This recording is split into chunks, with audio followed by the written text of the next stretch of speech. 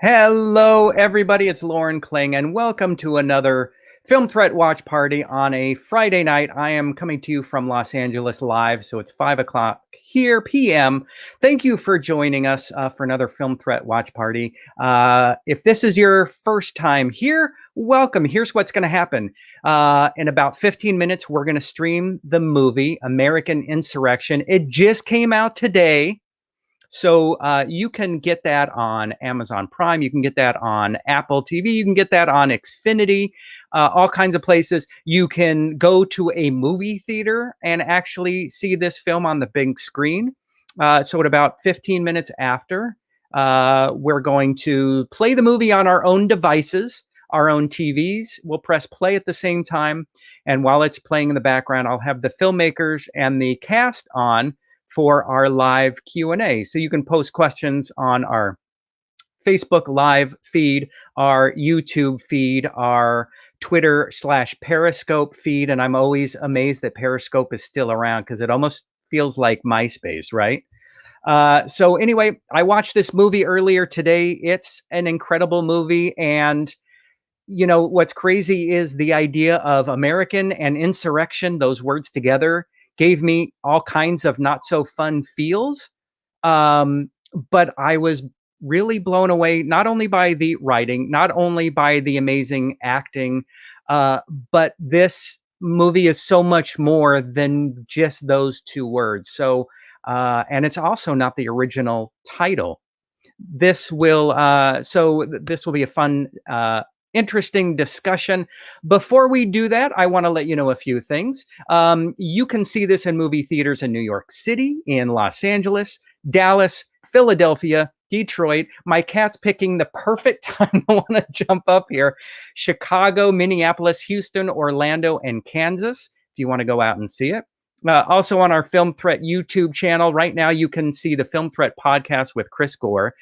He's got an interview with director Elza Kephart about a movie called Slacks, where it's a possessed pair of jeans terrorizes trapped workers at a trendy clothing store.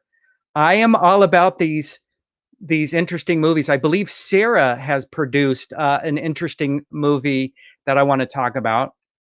Also, you can watch some of our past watch parties. What's great about these is they're evergreen. So you can bring up a movie like Film Fest, 1 Hour Out Call, Takeout Girl. You can bring up these watch parties and follow along. And that also on the Film Threat website, we've got trailers, movie reviews, discussions, filmmaker interviews. We've got 2 articles that I wanted to point out to you. One of them is 8 Steps to Enjoying a Boring Movie. And then also 10 amazing fashion documentaries that are worth watching. And I've probably seen 1.5 of them. Let's see. Finally, we have some upcoming watch parties. Of course, October is Halloween time. So on October 15th, we have Howard's Mill. And that's a documentary that takes a look at the world of multiple missing person cases spanning over 40 years. And then also on November 5th, we have Brewmance, an independent documentary about the soul of American craft beer through the lens of home brewing. That's what's going on here. So with that out of the way, let's bring on our producer and let's say hello to Jess Weiss. How are you, Jess? Hi, Lauren. Good. How are you? Thank you very much for joining me. I am well, thanks. Of course. My cat wants to jump up and all of a sudden I can't speak anymore. So thank you. Thank you for joining us. Now your movie's released tonight, and I kind of asked you before we started, I'm like, why aren't you guys sneaking into the back of movie theaters? And I'm wondering, is that something you've ever done, either live theater or a movie or TV project you've worked on? Oh, absolutely. We had a great premiere of the film at the Lower East Side Film Festival, and we all sat in the back giggling like excited kids because our movie was premiering. Tonight, it feels like a more um, national, I guess, way of celebrating with everyone, which is also exciting from our own couches. And I see Cynthia is watching. Thanks, Cynthia. Thank So you. it's excited to all be together, even if we're far apart, which also kind of has to do with the story of the film. So it's pretty great. Yeah, now I mentioned that I watched the movie earlier, and it was I keep saying it. It was so much more than what I thought it would be. And what's interesting is this is not the original name of the film. So, do you want to talk about the original name, why it changed, and your thoughts? Sure. The original name of the film is The Volunteers. It was the original title since it was written by our brilliant writers, Will Sullivan and Jared Kerr. However, once we finished the film and we started talking to sales and theaters and film festivals, once we started talking about this movie called The Volunteers, everybody thought it was a happy-go-lucky movie about volunteer workers. So it wasn't really presenting as we wanted it to be. And after January 6th happened, all of us from the cast and crew were chatting as our story became incredibly more relevant, and we felt like it was important to make it known why, and make it known why you should watch this movie, because our dystopian, a little bit far in the future, sci-fi is closer to reality than any of us expected. So it felt like we needed to change the title. And boy, what a difference it is between The Volunteers, which sounds like a Seth Rogen rom-com, and American Insurrection, which is definitely not a Seth Yeah. Rogen rom-com. So that's the power um, of pre-production, of production, of being open to last-minute change. As you, I'll also tell you this fun fact as you brought up Seth Rogen. Seth Rogen also has this film called This Is the End. Mhm. We toyed with the idea at one point of this movie called How This Will End. But that was in very, very early pre-production. So I guess Seth Rogen has something to do with our title as well. You know what? I knew to bring Seth Rogen up Of course. in this conversation. So when did you guys actually start principal photography on the movie? We started in August 2019. So Okay. it's been a while. It has been a while, and it seems like everything these days you have to think about, wait a minute, when was lockdown? When did we all Right. go into our caves? That was 6, 7 months afterwards? Yeah, exactly.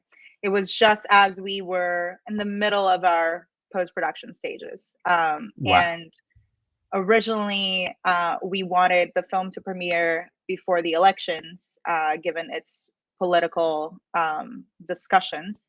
But nobody wanted to watch that movie right then because it was too heavy. So it was interesting to see, as we are now, to see the desire to open up that discussion and to have that conversation. Yeah. So if you're just joining us, this is the Film Threat Watch Party for American Insurrection. We're going to start the movie at about 15 minutes after the hour. So you have about 8 minutes to rent it on Amazon Prime, Apple TV, Xfinity, Redbox. While you're getting that ready to go, let me bring on the director and the co-writer who's actually driving right now at an undisclosed location. Will, are you working for DoorDash? Is that what's happening right now? You're delivering food to all your fun actors? Yes, as an independent filmmaker, you make no money, so DoorDash has become essential to my life. No, I am on my way to Vermont to see some foliage and clear my head after a big week. So, Got it. Well, thank you for joining us. I'm sure your signal may drop in or out, so you may have a cat jump into the frame at some point. But thank you for joining us on the premiere night or premiere day of your film. You co-wrote this with why am I blanking on his name? So you tell me your co-writer. You've worked with him before. Tell me about the idea for the movie. yes. So, Jared Kerr and I met many, many years ago. We were actually in acting school together. And we came out of school and we worked on a play together that I directed, and we adapted that into a movie. In fact, Jess was on that original crew back in 2011, I think. 11. And after the election in 2016, we were trying to figure out how to funnel our energy into some sort of artistic endeavor. We weren't sure what medium it was going to be, but we started with the scenes between Gabe and Zabi in the barn. We structured out that conversation, and then someone bought it. Oh my God, we made $12. We made $12. All right, everyone needs to stop and appreciate this, because that's 12 more dollars than we all had a minute ago. Thank you. Thank you, Cynthia. Yes, but so the barn scenes were built out, and then the story was sort of structured around where we wanted that conversation to go. Got it. Why don't we bring on the rest of the cast? And then, Will, I'd love to hear more, because once we bring them on, because in my research, you said that you pursued a film degree with a focus on the director-actor relationship. And so I'm curious why that's not automatically a thing, if that makes sense. It seems obvious that there should be a relationship. So to test the theory of your relationship, let's see, as I bring on your fellow actors, if you remember who they are. So let's bring on the first one. And let's bring on our additional actors that are joining us. Hello, everybody. Do you guys remember your... Hello, everybody. Oh my God, Michael, it's so nice to see you. How are you? Where's the beard, man? Gone. I love the hat. It's a good look. Thank you, buddy.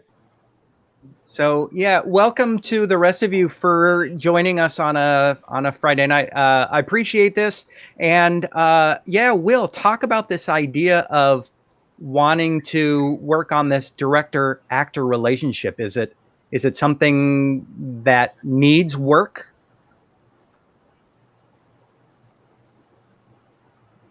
You're on mute, love. Uh-oh, you're on mute. Thank you. I think any member of this cast would say that they've probably been on a set and felt like they were not the most important person in the room, even though the camera is pointed straight at their face. And I think that you, as a director, hire a team to be around you and support your vision, and you trust them. And I just feel like the primary job as a director, and from my point of view, is to guide performance. And that's not everybody's style by any means, but it's my favorite part. I love you humans. So it's a collaborative. Why I think that label has been attached to me is because I like collaborating. I like spending time with Nick and Nadine in the room, working the scene, making sure the dialogue fits what they've come to the table with. And it's just I love rehearsal too. I mean, I want more rehearsal on my next movie. I want a week of rehearsal. Got it. Sarah, you are also a producer, so I'm wondering, for you, is that always in the back of your mind, the actor-director relationship, or is it the producer, let's get this done on time, in the back of your mind? It's both. You got to learn to juggle. Will and I met in acting school, so I feel like our relationship grew out of figuring out how to be actors together, and then figuring out how to be actor-director. And I started producing because I loved the process, and I was also really tired of waiting for people to give me a job. I guess I'm stubborn and impatient, so I decided to start making my own opportunities, and was really lucky that people like Will and Jarrett helped me do that. So I love the putting the puzzle pieces together. I love finding other amazing actors to work with, and all of our crew, sort of like figuring out what's on the page and then how that becomes reality is such a satisfying creative process. And then I'm also very lucky that like people like Jess at a certain point come in and take over all of that extra thinking that I would have to do on set. So when I'm on set, I can just be an actor, and I know that Jess is taking care of 1,001 things that I'm not even aware of. And it's interesting. Sorry, go ahead. It's worth it to say that, you know, Sarah and Will and I have been working together for the past 10 years, you know, and there is a level of collaboration that happens there, and a huge level of trust that is very important.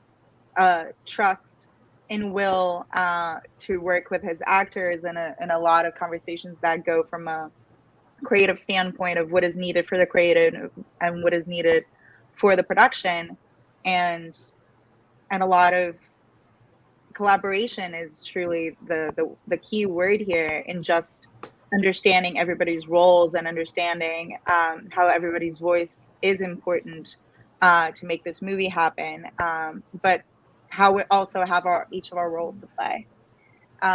So it's great working with these guys.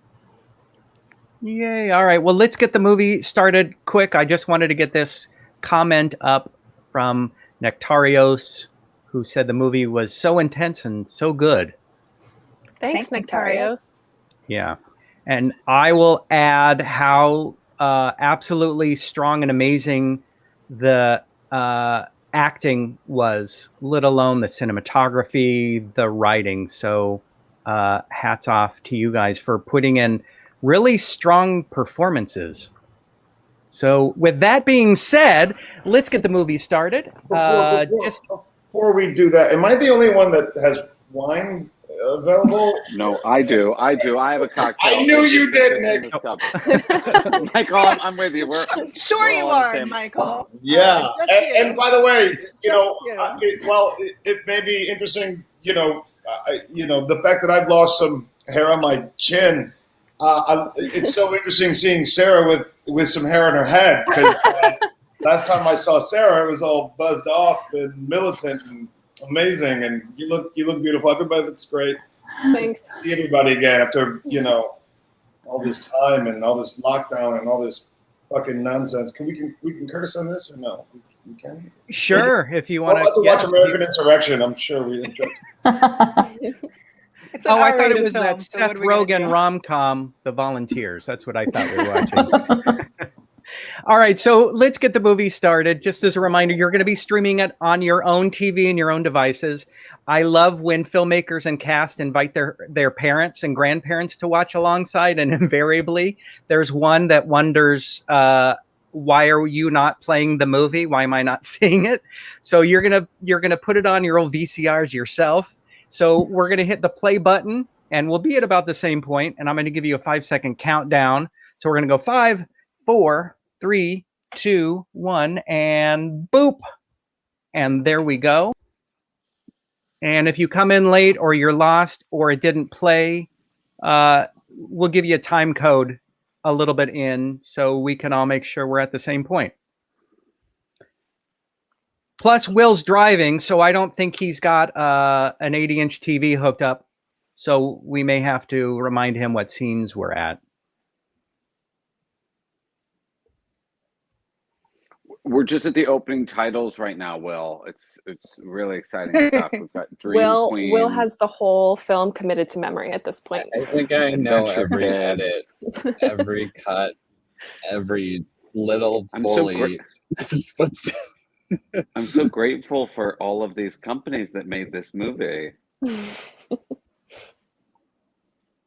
And yes, if you ever edit a film, whether it's in film school or a feature film, you learn to remember the entire thing.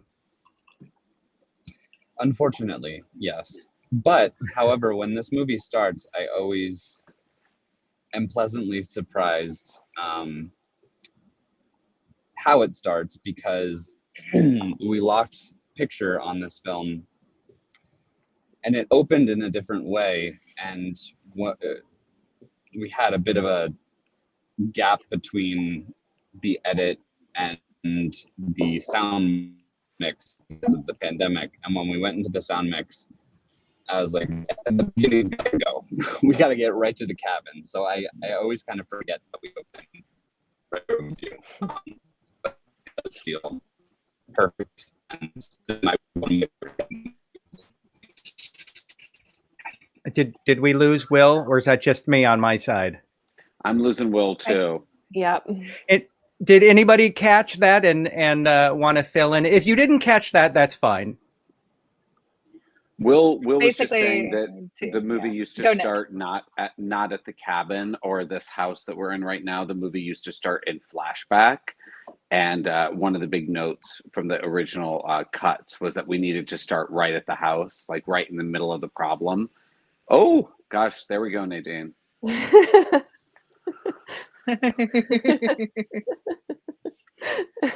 Let's all stop for this beautiful scene right here. There we go. It's just two married people making love to each other. That's nothing wrong with that. Nothing wrong with that. Feel free to share how many takes it took, if there were any flubs or bloopers. We did so many takes. If you wanted to explain what a merkin is, anything like that. I feel like this scene was pretty early on in the shoot. So Nick and Nadine, you had met pretty recently, yeah? Yes. I have to say that Yeah. Nick, this was my first sex scene in a film. And so I was very thankful to Nick because he really took care of me and really made me feel comfortable, which those scenes are so uncomfortable. And he was just really wonderful. And I actually don't think we did that many takes of it, actually. I think it went quite quickly. Although Yeah, Nick, I think Go the ahead. point of it is to establish their love and intimacy. So it's not really about doing any pyrotechnic sex storytelling. It's just like a quick look into the fact that these two people really do love each other, and that connection is still very much alive. Is an important part. I just want to give a shout out to Catherine Bailey, our great costume designer, and how comfy all those clothes were. Gosh. Who designed this tie?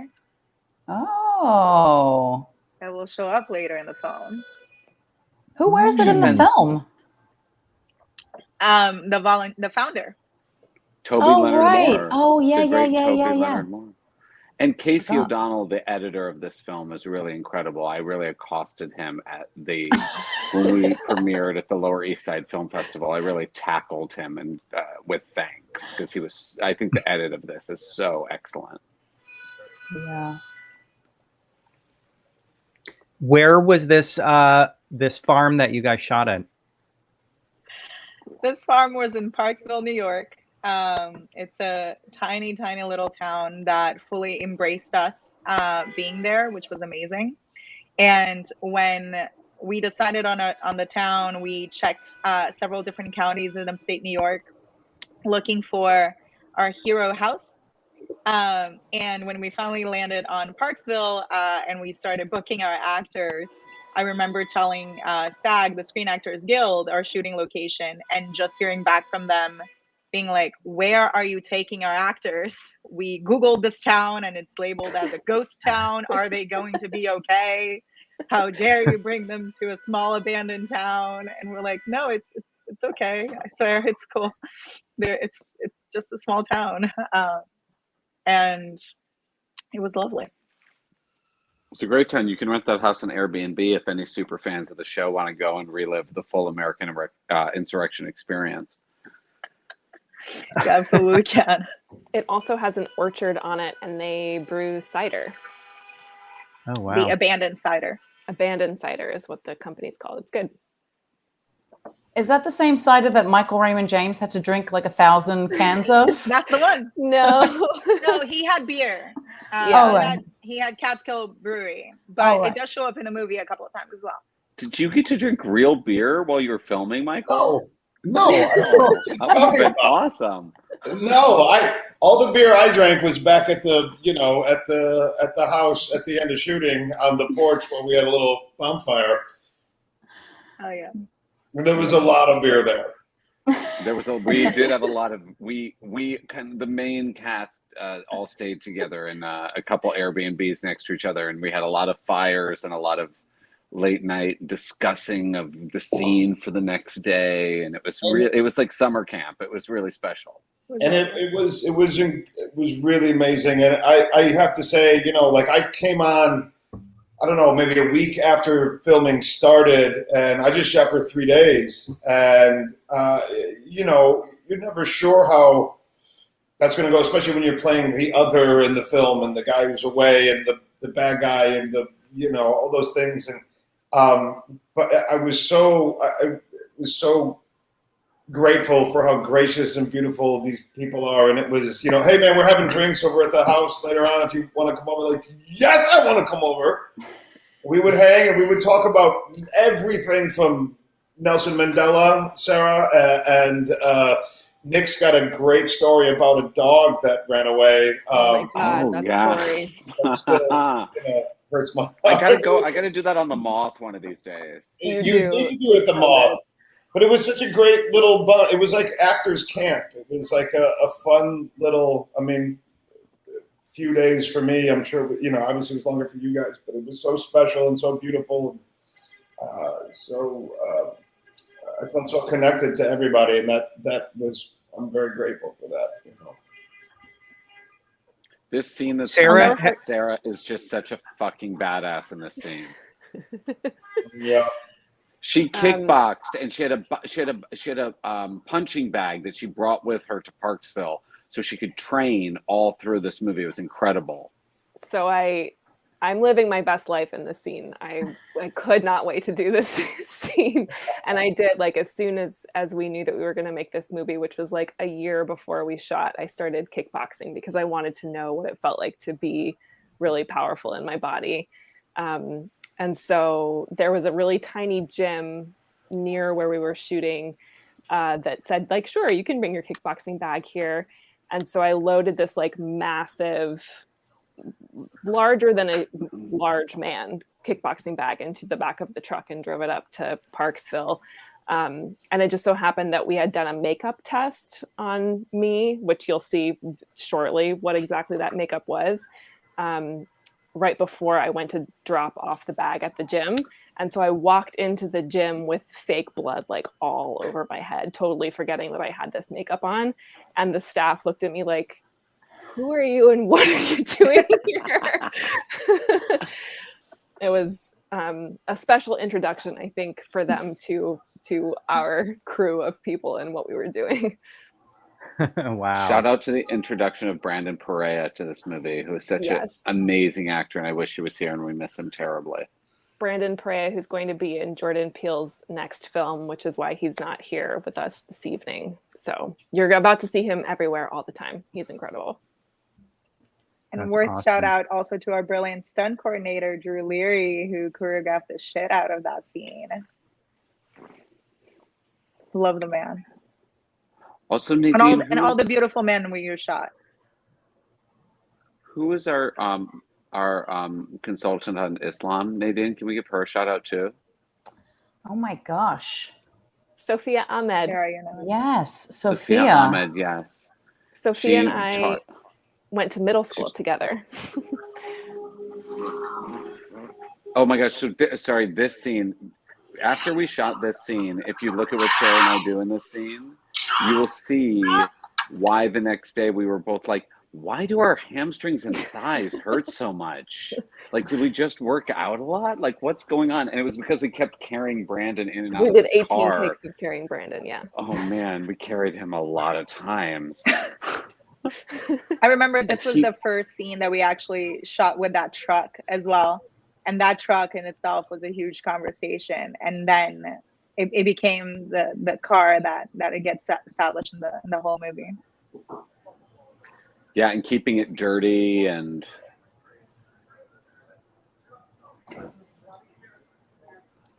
Oh, Maureen Yeah, what wants to know crossed our what crossed our minds. minds on January 6th. I mean, I just kept texting everyone who was producing this film and directed this film, being like, guys, what does our publicist say about this now? Because it was crazy Right. how prescient it was, the script. Yeah. Maureen, I think that Will and Jarrett, the writers of this movie, started writing it in 2016, so right after Trump got elected.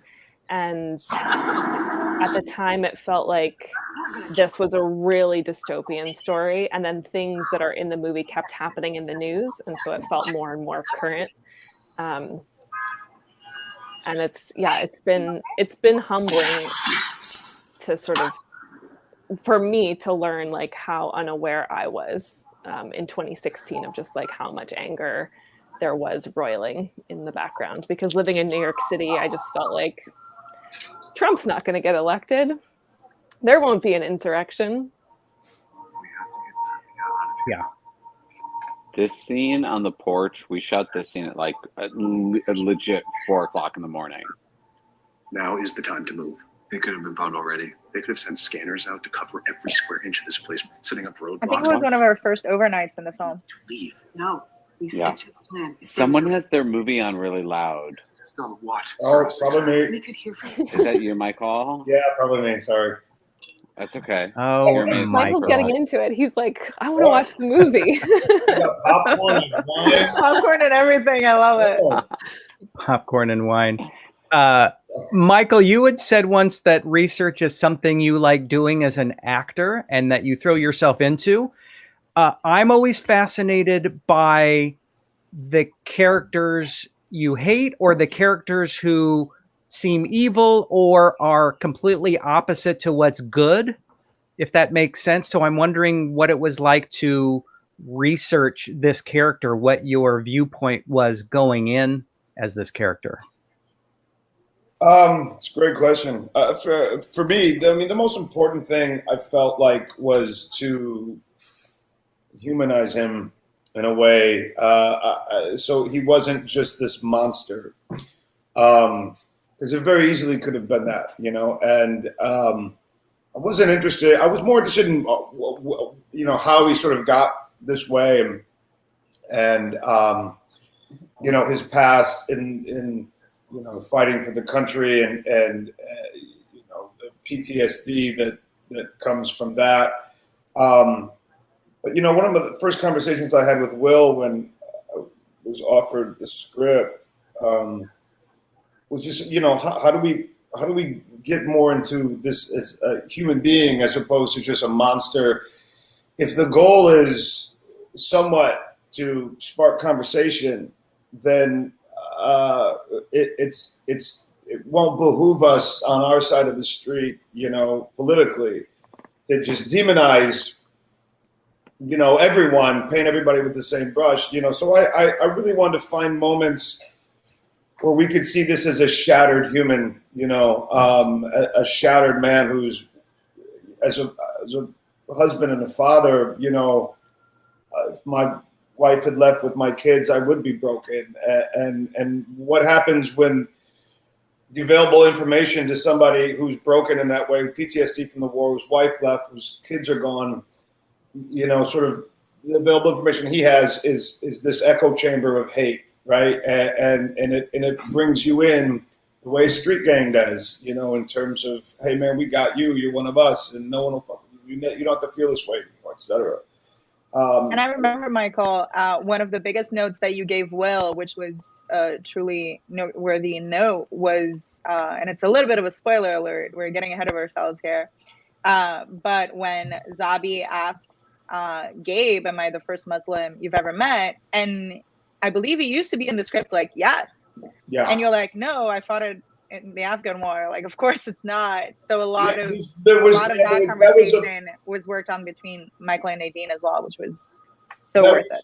That was huge for me. I was like, there's absolutely no way that this is the first, you know, person of Muslim faith that this person is bad. Now, in fact, and I sort of pitched this idea that I think one of my best friends in Afghanistan was a translator who was killed by, you know, insurrectionists forces or whatever.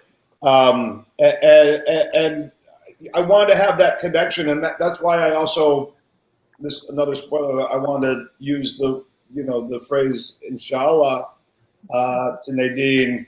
In the scenes with Zabi, we start very far apart, and we kind of come to a beautiful sort of mutual respect for each other's presence. And she says, "I'll come back tomorrow," and I wanted to use the phrase inshallah, which means God willing, in Arabic, to really kind of drive home this idea that of course I've spent time around Muslims, and my character has. And I read something interesting today, I think in Variety, about the film, but it's much easier to hate a group than it is to hate an individual.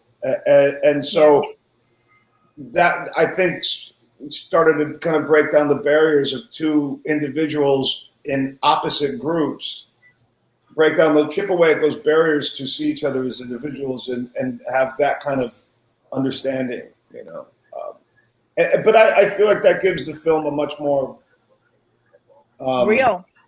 Yeah, real and nuanced approach, so yeah. Oh yeah, that's me. Sorry. And Nadine, I noticed that I think your character is a licensed clinical social worker. If I remember, so I was curious what that added to your research or how it affected the character. Was it the clinician that wanted to learn more about Michael's character, or was it the human who wanted to ask those questions? Both. I think you see in the conversations that she has with Gabe in the barn, I think you see her skill as a social worker. I think you see the techniques and the approach that she takes. But I think, not to spoil anything, but I do think that you begin to see her own humanity and her own complexity and the muddying of it. Her emotions get involved. How can it not when she's faced with this person in reality? As Michael was saying, it's not only a group of people or an idea. It's actually, a volunteer in the barn, and she is sitting down with them. And as you saw in the beginning of the film, she endures such violence and great loss. And so I think both of those things are at play for Zabi and become part of the tapestry of her and her journey as well. And just an interesting note from the scene that we're seeing now, which is an interview with the founder, with Lori, who is a brilliant reporter. There were a couple of notes that came in to this scene as well, because the way that it used to be written was that it was simply a reporter asking questions, and she made a point of making it an opinionated discussion. And after January 6th, she was texting all of us being like, I am doing the exact same interview that we did in your fiction, in our fiction, and how the hell is this possible? Wow. And how could we have known? Wow. Yeah. And thank you, Michael, for bringing Toby on board. And I remember you either texted or called him, and he was like, I have this film and you better be a part of this, mate, or something. It was a beautiful, beautiful inductive text. Doing it, it's happening. And what I love about his performance here is just how it's so dangerous, because he is so sort of clean and presentable and not swarmy and that's just so scary. I mean, look, there's a guy who has a TV series on Fox or whatever, Fox News, who's pretty similar. You know what I mean? Like, he's got he reaches 80 million people every evening or whatever it is. But that's why he's so dangerous, is because he is so presentable. He does talk so well. You put him on camera, you put him on Front Street, and as a result, his message gets out. His message of if he looked the way his words sort of come across, if he looked the way his message represents, then I think more people or less people would be taken in by him. Mm-hmm. If that makes sense, I don't know. Jump inside my brain, come back out, tell me I'm crazy. Yeah. It's the wine and popcorn talking. It's all right, Michael. How dare you? Also, though, Toby Leonard Moore, let's give a shout out to Allison Estrin and Henry Russell Bergstein, our casting directors. Allison Estrin also casts Billions, which Toby is on. And so that was also a good connection to getting him in this movie. And he's fucking great. And they're really great casting directors. And as much as, Loren, you were talking about Will being an actor's director, they are actors casting directors. We love going in for them. They're the best of the best of the best. I have to say, casting is an important and a lot of times overlooked feature of a great story. So thank you for sharing their names. I have it was such a beautiful collaboration.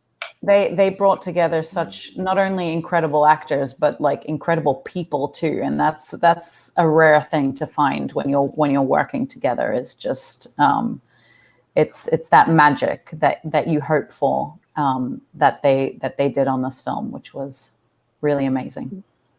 They understood the characters so well, and they understood the people that we were looking for so well, and I remember going out to Nick and Nadine so early on in the process because they were like, "Yeah, you should talk to them."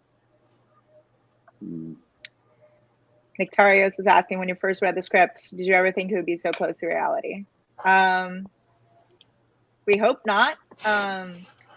Will unfortunately has a tendency of writing things that become true. This is not the first time that this has happened, except the last time it was on a rom-com. And I remember as we were in prep for the film, we were having lots of creative conversations with department heads, with art department, or with everyone in the film, and everybody had opinions about how this world would be. And I remember having a conversation with Will in which he's like, it's a fictional world. Like, I'm building this dystopia. Like, let's everybody jump on board this dystopian world and let's listen to this vision. And I was like, and absolutely, let's do that, but it's too close to reality for people not to have opinions about how things are going to be in 5 years. So it felt very close, even at the time that we were doing it. Not as close as it got, but it was always very close, I would say. Also, look at this bandana around Brandon's neck is giving me very much a COVID era face mask, and we did not know about that at the time. I mean, Linda wants during the entire film. That barn is such an incredible set piece. It's such an amazing thing to have this space that we found. That barn was so beautiful and scary and big and weird, and also served as our production office. Wow. Production office was in the barn, and I love it. And it was also a cider house. So right next to Gabe's keeping was where our office was, which was great.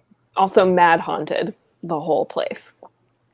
Crazy haunted. Oh, the upstairs of the barn, there were like dirty paintings of Victorian children. It was terrifying. Yeah. This is definitely an Airbnb destination then. This is bringing back terrible memories for me. Memories. One of the children from the painting haunted Nadine through the course of the entire filming. There was Wow. Her name is Clara. Oh my god. That is her name, Clara. Yes, absolutely. Oh no. I'm gonna have nightmares all night. Linda wants to know, go ahead. was Will the first choice as director? Well, he was He wrote co-writer. it, so Did yes. everyone like working with him? We thought about Jane Campion before we went to Will, but she was busy, and then we went directly to Will. No, I'm just teasing with you, Linda. Yes, because Will created this whole thing, and I loved working with him. Yes. I love Will. I've made 5 feature films with him. I want to make movies with him forever. He's the best. To his point too, as he was saying earlier, Will is such an unusual film director because he loves rehearsal, and we got to just like really dig deep into the text and into the scenes in a way that you don't normally with film or TV. And it was such a, you can tell he is an actor's director. He loves the process, and that was like such a rare and wonderful thing to experience. And at the same time as he loves the written word that he and Jared wrote, he also loves improv. And he's really good at that. So I loved seeing your process. And Lucas, to answer your question, Casey O'Donnell was the editor, who was brilliant. And he edited Will's film, Jane Wants a Boyfriend, as well. Casey's wonderful, and I'm always amazed when editors can come into a project and really be objective about what footage you've captured. It's so hard when you've been involved in the project, you've read the script a million times, you've been on set, like you already have the whole vision of it in your head. So it's really important for an editor to come in and say, like, this is actually the story that you made. So there's the movie that you write, the movie that you shoot, and then the movie that ends up getting put together in the edit. And Casey did such a fantastic job, I think, of elevating all of the stuff that we were able to get on set. And with such excitement too. He's such an excited person who's like, your film is awesome. I can't wait to watch it. It's like, yeah, Casey, let's edit. Let's do it. In the most amazing way. This scene was one of my favorite scenes to shoot just because Nick Westrate had me in tears. He had made up this game. I have no idea like what the rules were. I just so confused, but I've never laughed so hard, and it was just such a fun night. I'm a huge fan of improvisation. Huge. Also, our cinematographer and also one of the producers, Brandon Roots, is a jack of all trades, and he created the game that's on the table by 3D printing all of these little figurines. And I think he actually sort of conceptualized a real game. We did not play that game that he conceptualized. but I feel like there's a merchandising opportunity here. We talked about it, and I remember we talked about, like, you know, we're doing an indie film and we're going to make so much money from this game that we just created. And you'll see Easter egg on the table. The name of the game is called Resistance. And that's because our group are the Resistance. So yeah.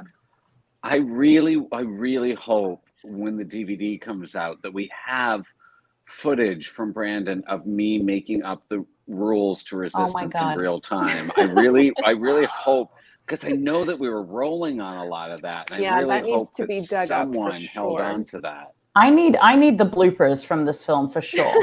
There are some really good ones. There are so many.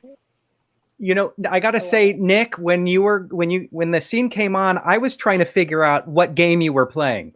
Like, there were cards and there were rules, and I thought, is it hearts or bridge? We were playing spades by the time in that take that it was rolling, because they wanted me to actually explain rules that weren't me being stupid trying to make everybody laugh. So both in that scene, and then there's a flashback later in the movie, we'll play spades again, which is my favorite card game, and I'm always forcing people to play it, so it's very natural to me to be bossy and telling people the rules of spades. I thought Mafia was your favorite game. Mafia is also my favorite game. We had an amazing night where the cast bought beer and booze for the whole crew, and we came over to the crew housing and we played a game of Mafia that was like 30 people deep. Epic. It was amazing, epic game of Mafia. And Brendan Perea had, like, everybody had such a blast, but Brendan was was his first time playing Mafia. and he would say his thoughts out loud and being like, no, that person cannot be guilty. Like, see, he's looking. Like, there's no way. He cannot be guilty. Well, and Brandon is one of the few people. To Mafia was great. He doesn't drink, so he was one of the few people who could keep his mind about him the whole night, because a 30-person Mafia game goes for a really long time. And Brandon was the only one who could hold a semblance of reality, because the rest of us had like 4 bottles of wine. It was amazing. Now, meantime, Gabe is in the barn, and you guys are force feeding him what looks to be the same sandwich in every scene. Michael, what was the sandwich, and did you hate whatever it was by the end of the film? I don't think I ate anything in the film. Yeah. I feel like you had to endure some baked beans and like a sad hot dog.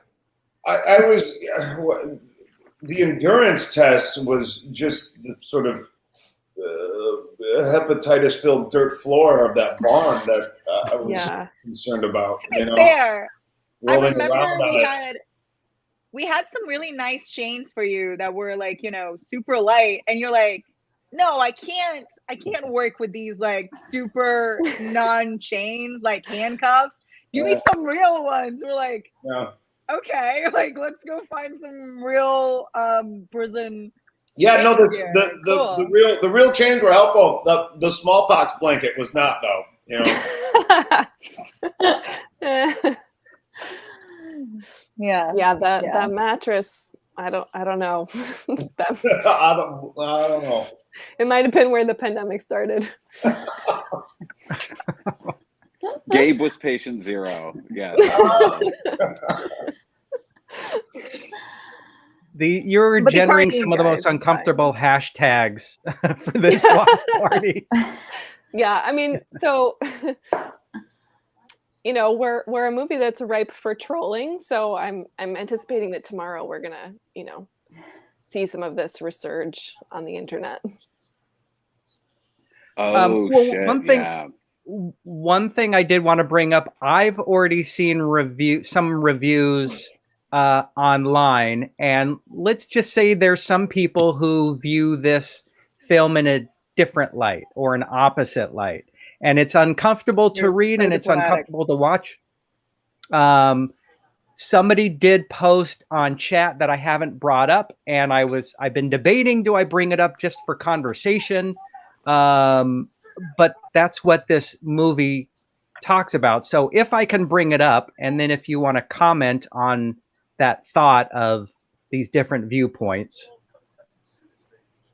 Yeah, I don't know if Rick is here. I'd love to talk about this, because I do feel like our country is sort of separated into 2 different realities, and I'd love to hear what is sort of like striking to you as being not how you see the world. I love the Rick and Morty cartoon photo as well, though, which is just a fictional depiction in itself, right? So it's this movie is about bringing different opinions together. So, well, listen, if according to Rick, if this film is it just went off the screen. I don't know. If this is a reverse reality, I'd really be interested to hear what Rick's reality is.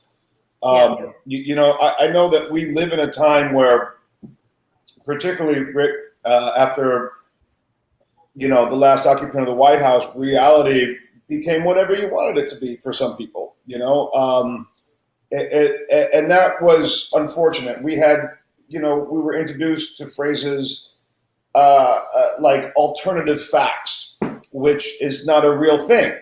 Facts are facts. There are no alternatives to facts. And so, I maybe not personally like to sit down with Rick, but I would love to hear what his version of reality is, if this is a reverse reality, because unfortunately, quite a few things in this film that this film sort of was a warning of happened. It didn't go quite as, I haven't seen any barcodes on anybody yet, but it wouldn't shock me, if certain things, we're left unchecked, and that's why we have a system of checks and balances that worked. And so I don't know what reality Rick lives in, but I'm curious to hear what it is. I'll hop into the controversy here. We do have organizations like ICE who do track people down, categorize them, put them into cages all the time. So, I mean, we are in a reality where would the government sanction something like ICE? I mean, this movie is about people who are so afraid. And this is not just the volunteers in the film. It's me in this scene right now. People who are so afraid of who they are or what they might be that they're willing to sacrifice or hurt the other people around them to protect themselves. And we're in a place in America right now where everyone is so afraid that it generates violence and serious psychic harm. And that's what I think Will and Jarrett were so prescient about when they wrote this movie. And I feel like that's how we got the cast and crew that we had too, because everybody who came on board felt like had an emotional connection to it too, and saying, this is where I was in 2016, and this is how I felt, and this is why this film feels important, and pushing conversation forward. One thing that really struck me with seeing those was thinking about Gabe's character. Gabe became the face of the volunteers. Nadine's character, Zabi, became the face of all Muslims. And I think this film speaks to that idea. In fact, I think there's an amazing 2-actor scene later on between Nadine and Michael where you guys talk about this exact thing. And unfortunately, we group from one person. That's how we group people put them into categories. Yeah. There was I believe a Heineken commercial, and I'm not being paid to mention Heineken on this watch party, that I think came out a couple of years ago. Exactly. That it was a commercial about people from different political affiliations that would sit at this bar that the brand had created and have a conversation, at which point one would disclose the type of diversity that they were in, whether there are several types, and then you would come from the person who, similarly to the Gabe and Zabi conversation, would be like, well, do you hate me now that you know that I am ... And it was a very interesting branded project at the time, and to see that in a 1-minute conversation as opposed to a feature film, it's important to be opening up that discussion and that conversation through several ventures, so that we are able to bridge that gap.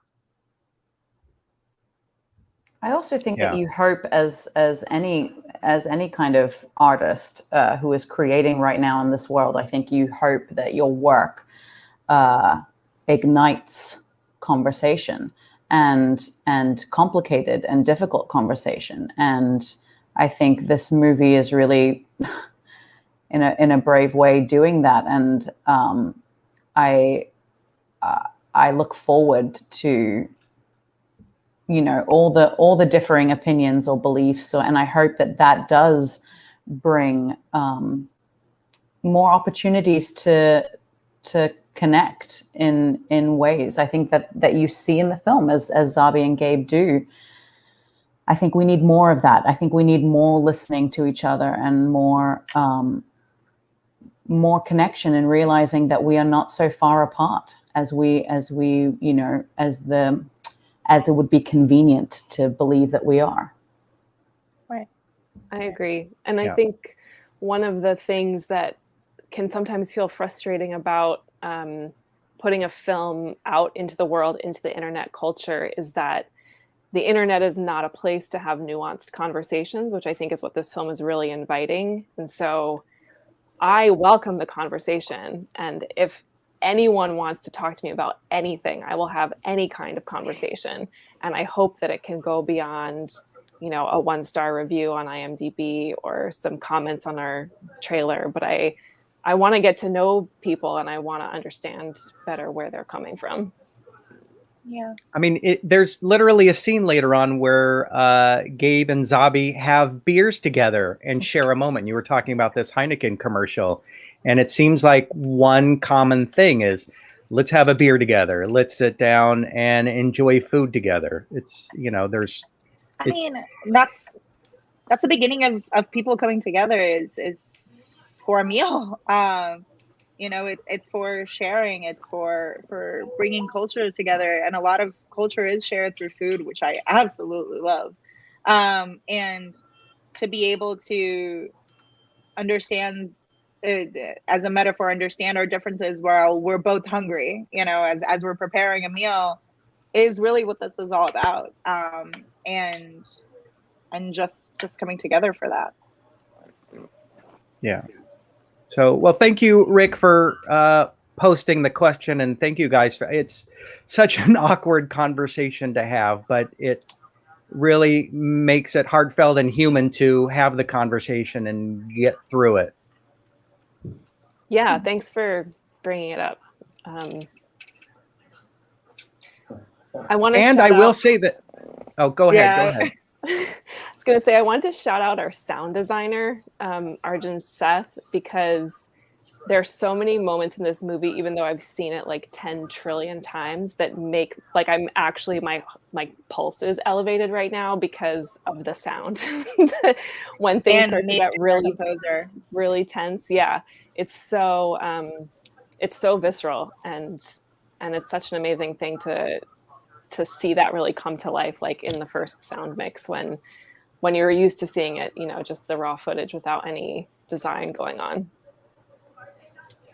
And just a shout out to Jarrett too, who is our brilliant writer, who plays also the character of Jarrett. It's not as if he wrote it for himself or anything.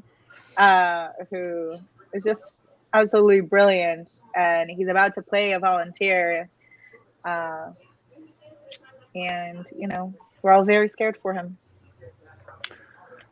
And is it true, Jess, that this scene, the pantsless scene, was to save money overall on the project? Absolutely. We just couldn't afford any more pants. I mean, shout out to Wild Fang right now.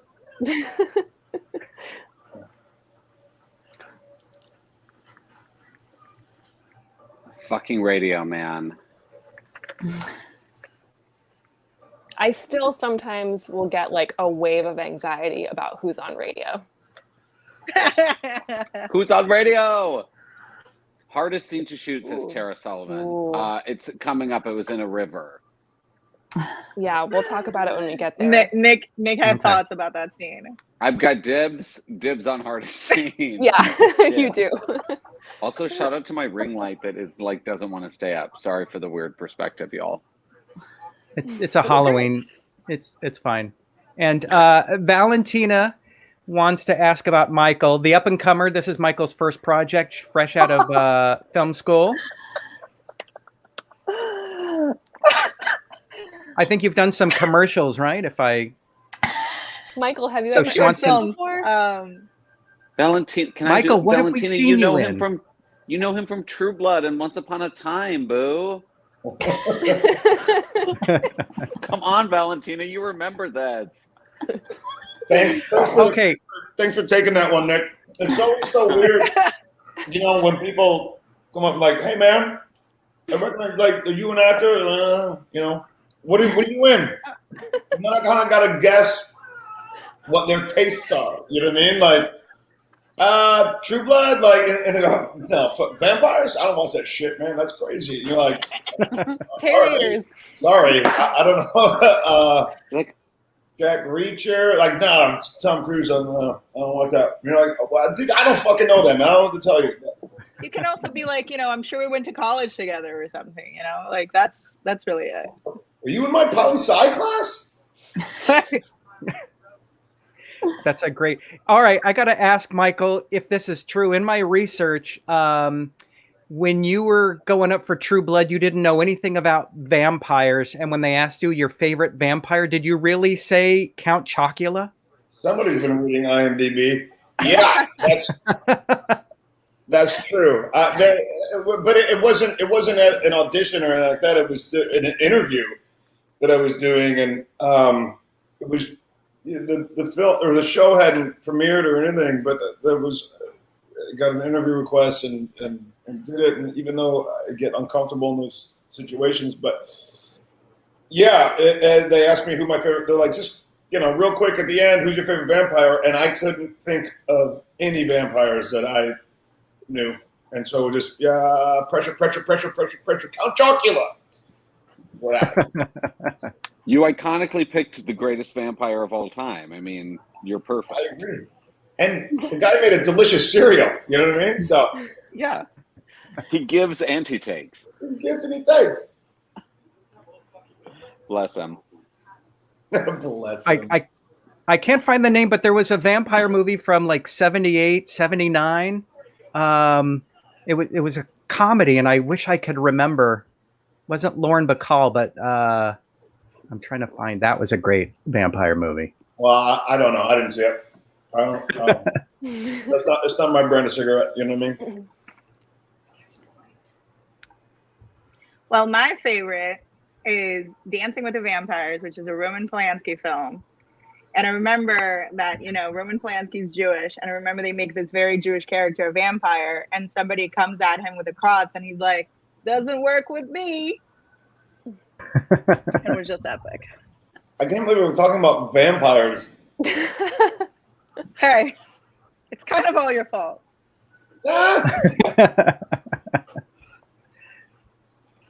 We could go on forever. We could talk about What We Do in the Shadows. We could talk about the Once Bitten from 1985 with Lauren Hutton. Let's talk about how badass Nick and Pereira look in this scene right here.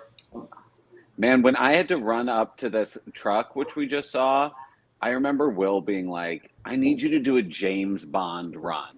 That's how bad you need to go save Jarrett right now. You have to, and I remember like hurting myself. I was running so fast.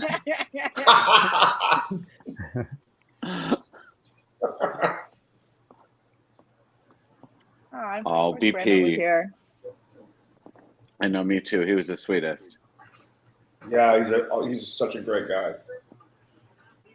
Such a good guy. No.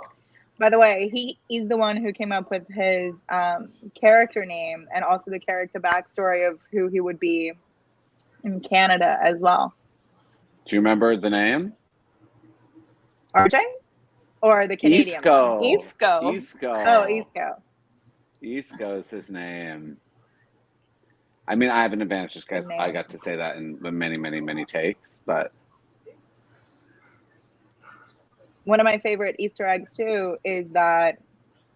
What was the question?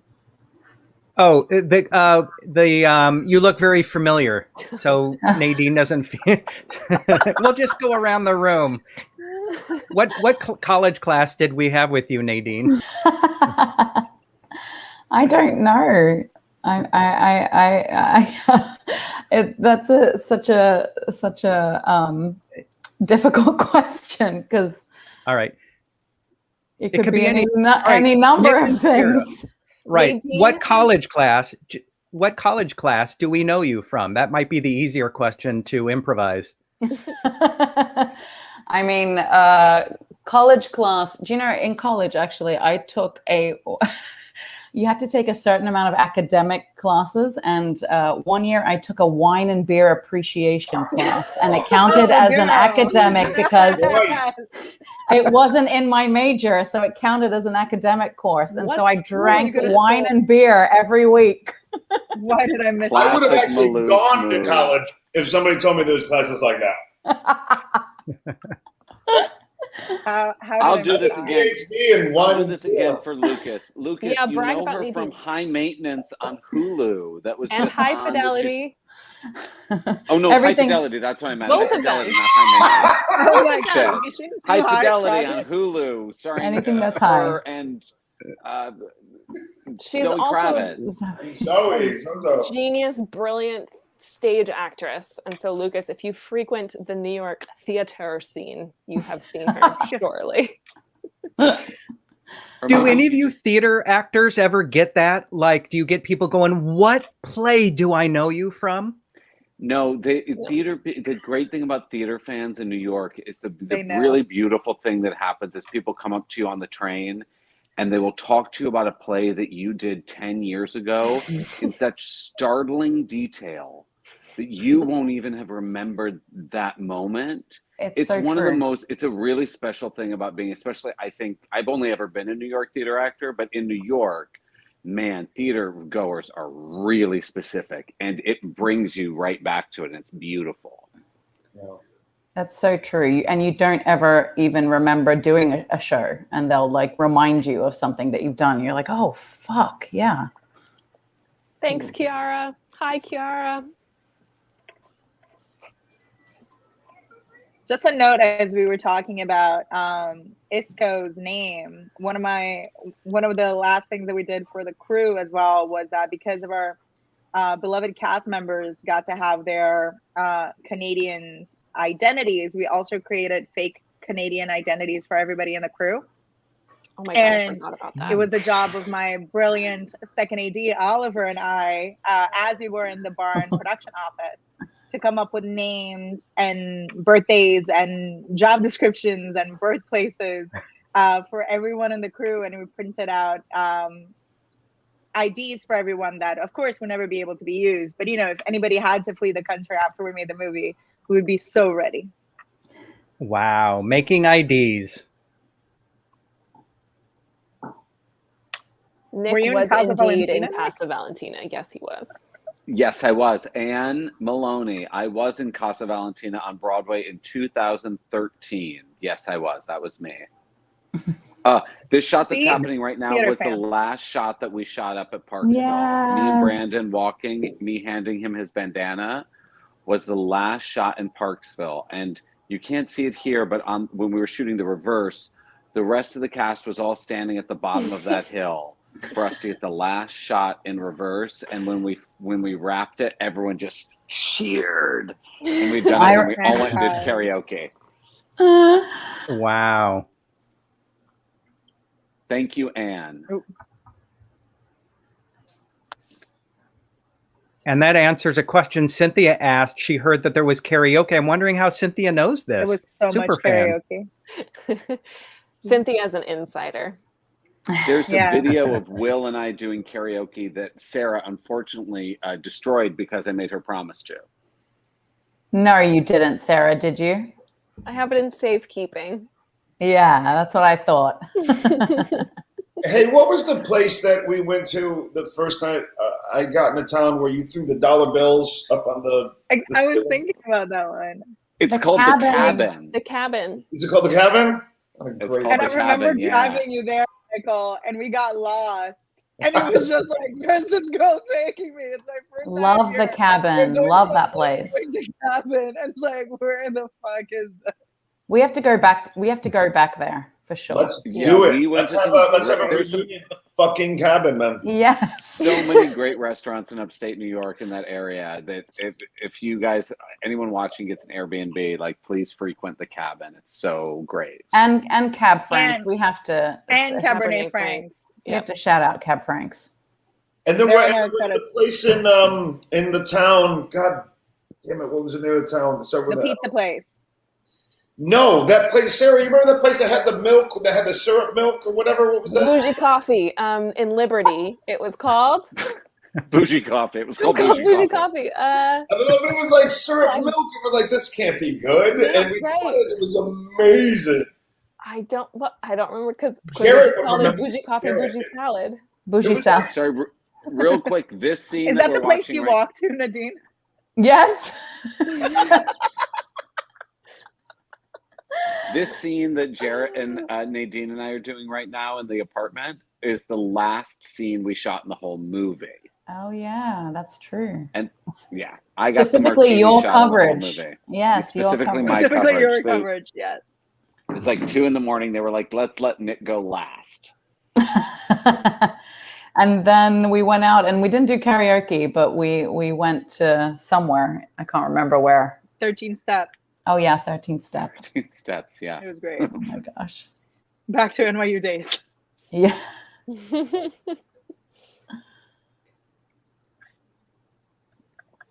Michael, that wall behind you is just so beautiful. You always look like you're a painting in this movie.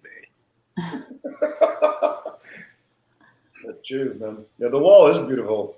It's full of espressos, but it's beautiful.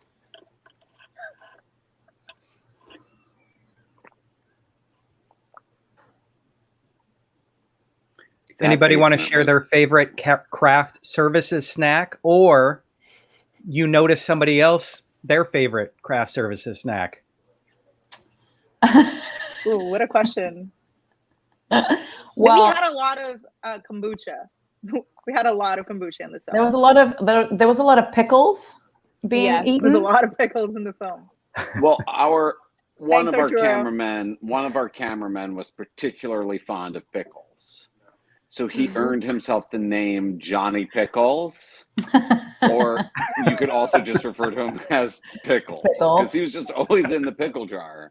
Every time you turned around, there was so demented. many pickles.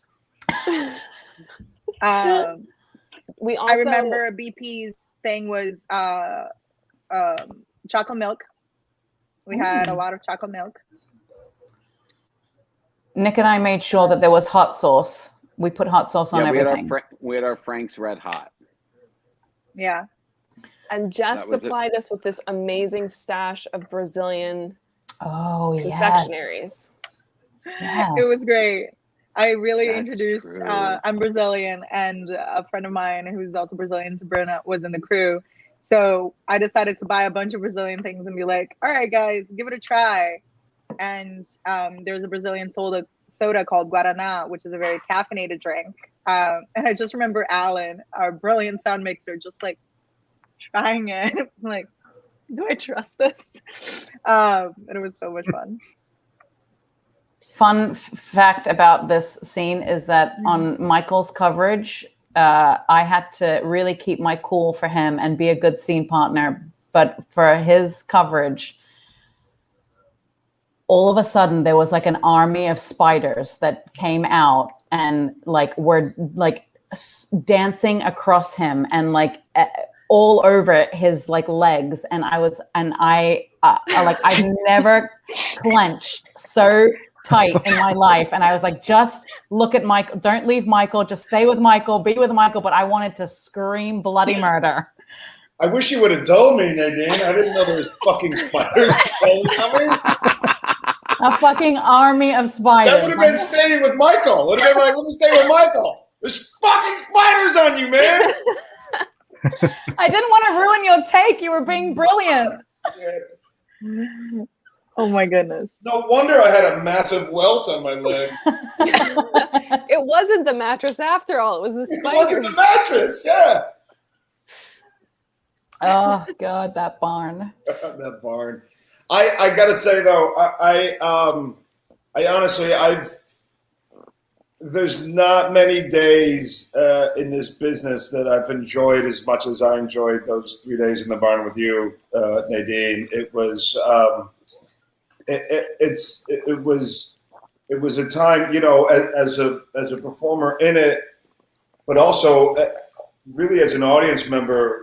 There were times I dropped out of the scene sometimes just watching you and what you were doing, and it would fill me up, and then things would come back out in a way that I hadn't planned, and those were some of the my favorite days in this business, were being in that fucking barn with you now.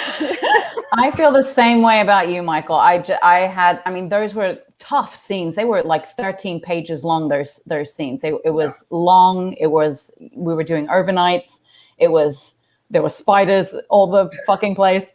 And I just like, it was such truly a privilege to work with you and to delve into those characters and into those scenes. And I loved every minute. I did as well. Yeah, fucking amen. And I remember our crew just watching you two in the barn too. Like, there were tears shed on set, which when you see that happen from crew members that have read the script over and over and over and over again and are so attached to the material, and just by watching a take get emotional, that's one of the times that you see magic happen. We also so we could feel it.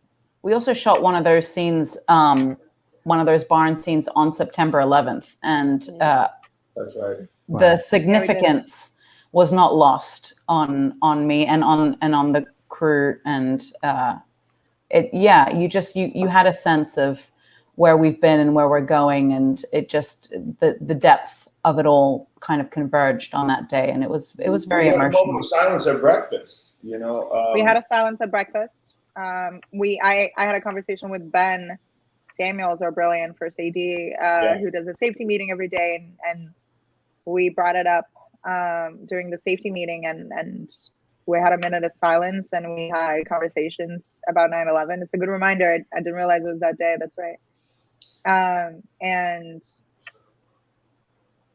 And it was obviously not on purpose that we schedule around that, and it just felt extra special. Yeah.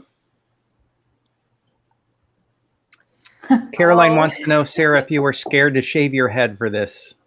I was not. I have always wanted to shave my head, and for some stupid reason, I felt like I needed an excuse. I don't know why, I just hadn't done it before, but this was the perfect moment to do it. And actually, originally in the script, Jarrett and Will had written that my character had really bright red hair. And I said, could she have a shaved head? Because I wanted to do it so badly.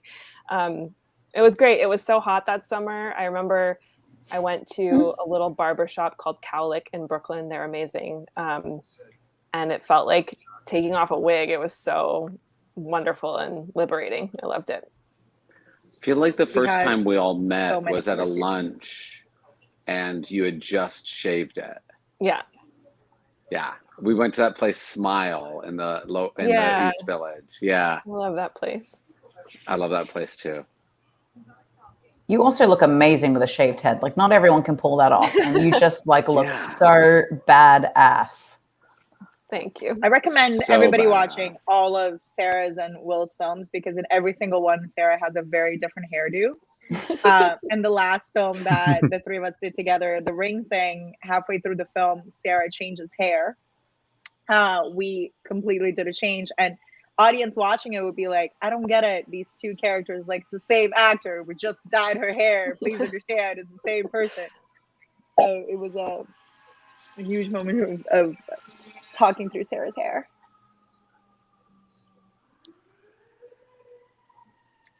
I don't remember all your beautiful saved headshots of all of the different ones.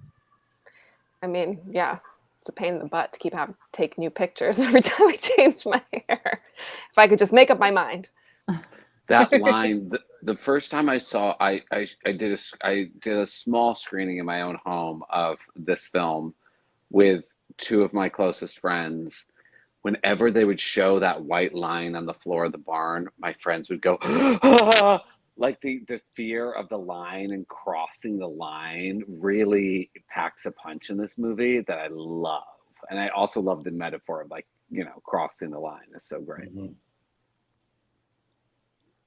But it's the metaphor too, in terms of like an animal in captivity too, that if you cross the line, you're in danger.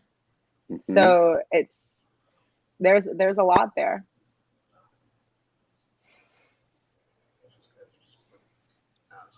And as the scene has a lot of beautiful close-ups, let's also give a brilliant shout out to Morgan Kronheim, our amazing, amazing hair and makeup artist. She was incredible. The absolute best. You don't often think about that stuff, I think, when you see movies, but it's such an important part, especially for actors, in order to feel comfortable as the character and to feel that you can really breathe in the role. And it seems like such a small thing, you know, hair and makeup, but it's actually huge. Huge. It's the person who you interact with kind of the most as an actor, like consistently. Like, they're always right next to you, kind of the seconds before you start doing your work. So when you have someone as good as Morgan, like, the level of that, they really feel like a true partner to you when you're making it.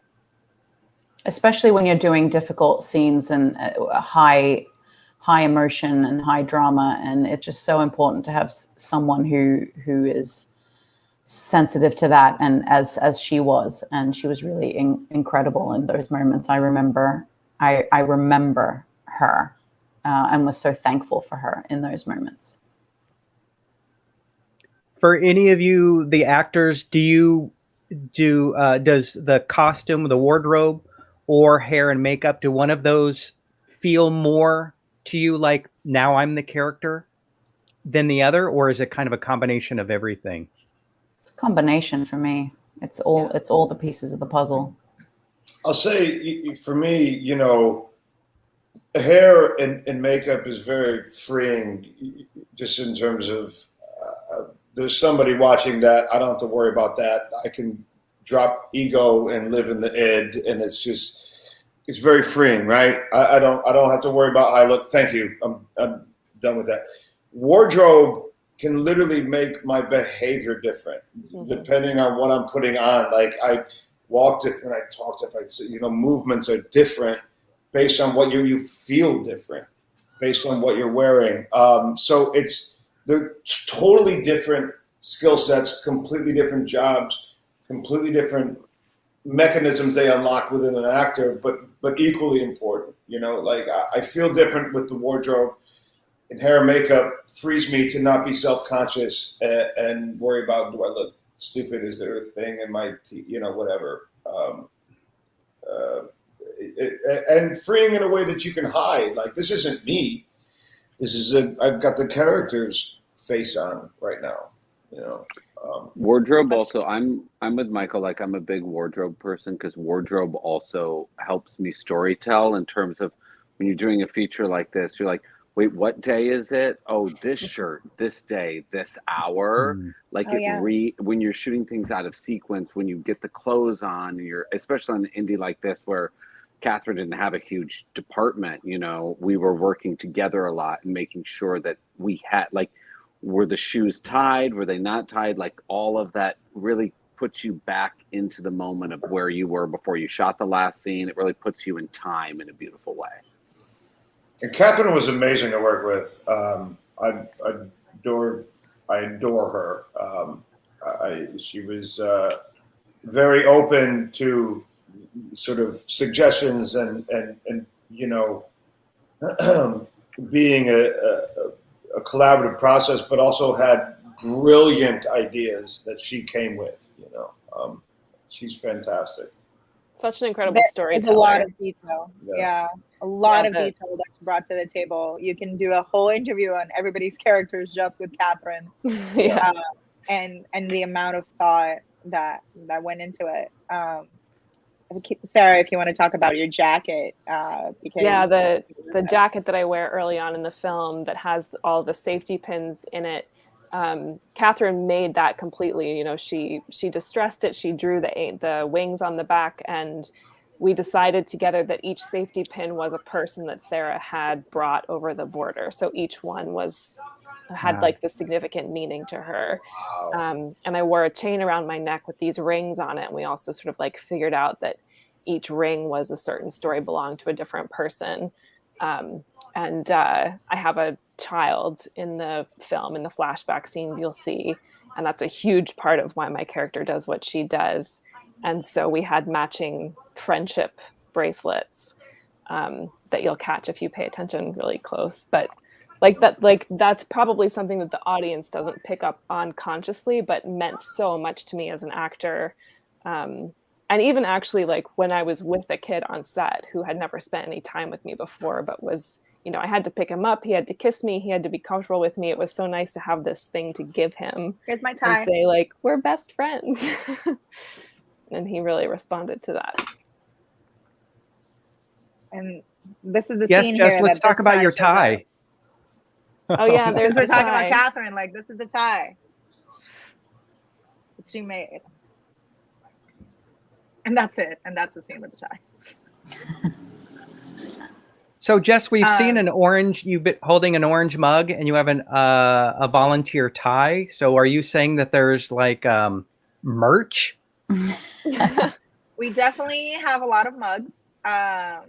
and everybody in our team got one. And we should come up with ways of getting the mugs out there, which, you know, those exist. So if you really want a mug, follow us on Instagram, and we will be figuring out a way of getting you mugs.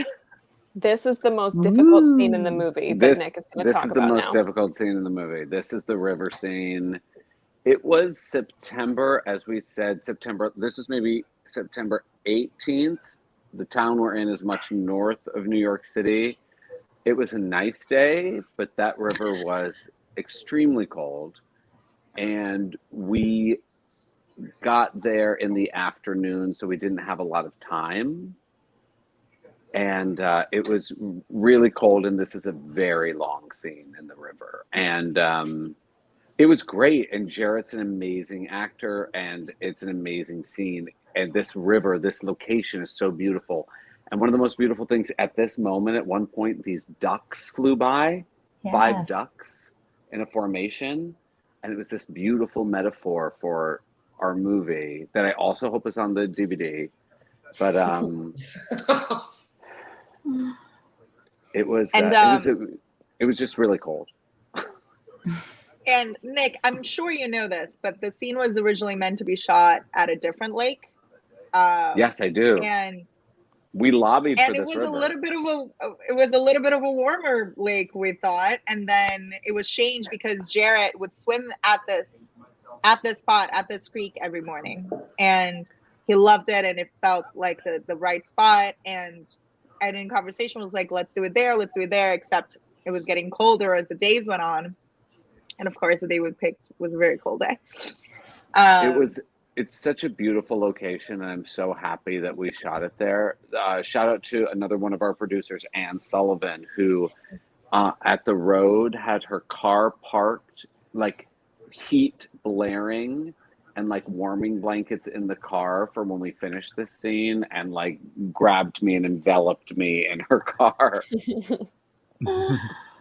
It's also such an emotionally charged scene, and it's long and it's really difficult. And so you and Jarrett were really balancing so many difficult things when you were shooting. It's a lot of like my nudity on top of itself, you know?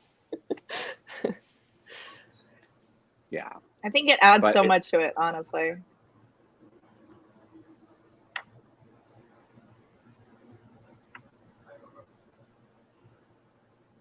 But it was hard too because the sun was setting when we shot the river scene, so the matching of the light was very difficult. But sometimes in filmmaking, out of the difficulties, you find creativity, because usually these two scenes weren't intercut with each other in the original script, but due to the light situation that we had in the river, Will came up with the idea that we could intercut these two scenes of kind of homoerotic expression with each other, and I think it works really well. It's such a moving part of the story that it's like, however difficult it was to film, it is entirely inconsequential. Every time I've watched it, that scene, this sequence, it's just it's mesmerizing and devastating all at the same time.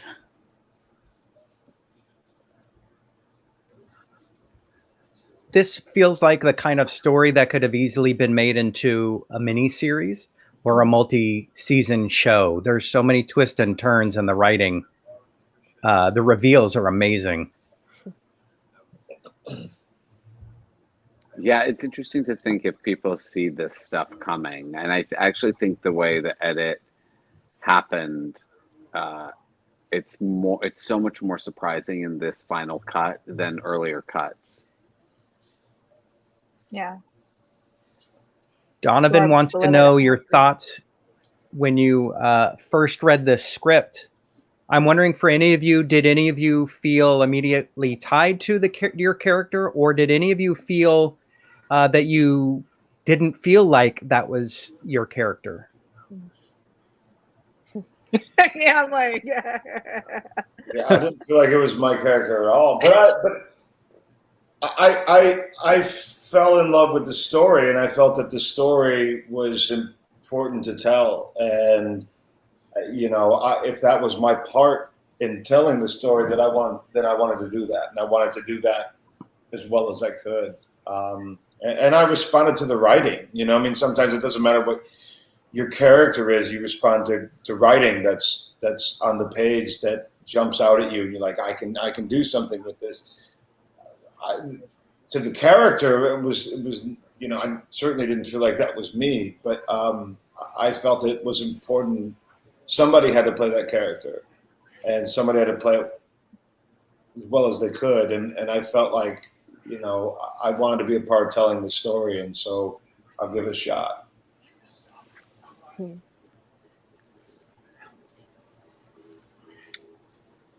Thanks, Anne Maloney.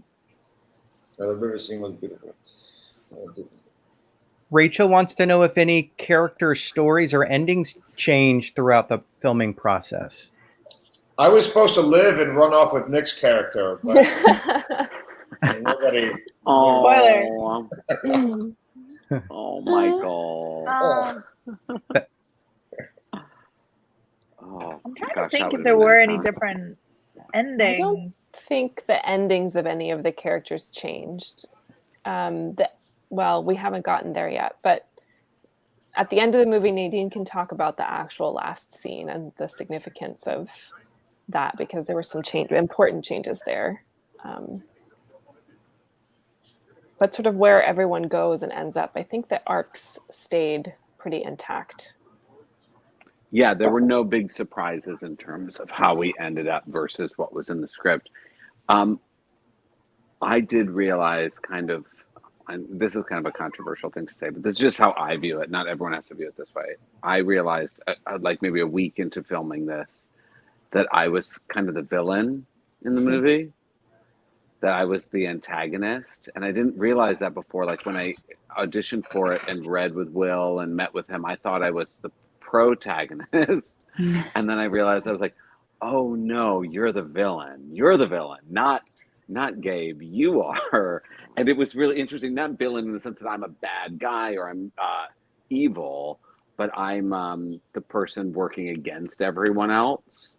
And it was an interesting realization to have midway through filming.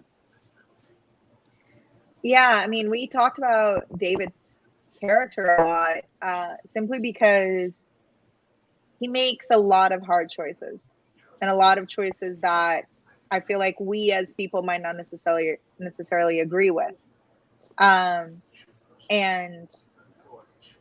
we talked so much about David in development and in prep and in just how to tell that story and how to tell that story authentically. And Nick brought so much to the character. And I feel like, not that character changed, but it's definitely the one that we kind of like discussed a lot, because we disagree like a lot with some of his choices, and it's like it's so tough to see the character go through it. It's like, don't do it, and he goes and does it anyway because it's on the page, and it's like, damn it, I thought I warned you. Yeah, he's a deeply wounded person who's going through a lot, who makes a lot of the worst decisions in this movie. He's the one who makes all the bad choices. Well, I think part of it is because probably Gabe makes some bad choices. He hasn't come to terms with who he is. He doesn't love himself enough, and that's what's so heartbreaking about it. It's like, I'm sure Zabi would understand if you just had the conversation about who you are. You know what I mean? Look at how she comes to an understanding with me, my character. Yeah. If you could just walk down the street and hold your boyfriend's hand, life would have been totally different for David. If he felt comfortable doing that, and that's why I don't necessarily see you as a villain or an antagonist. I just see you as a tragic character. And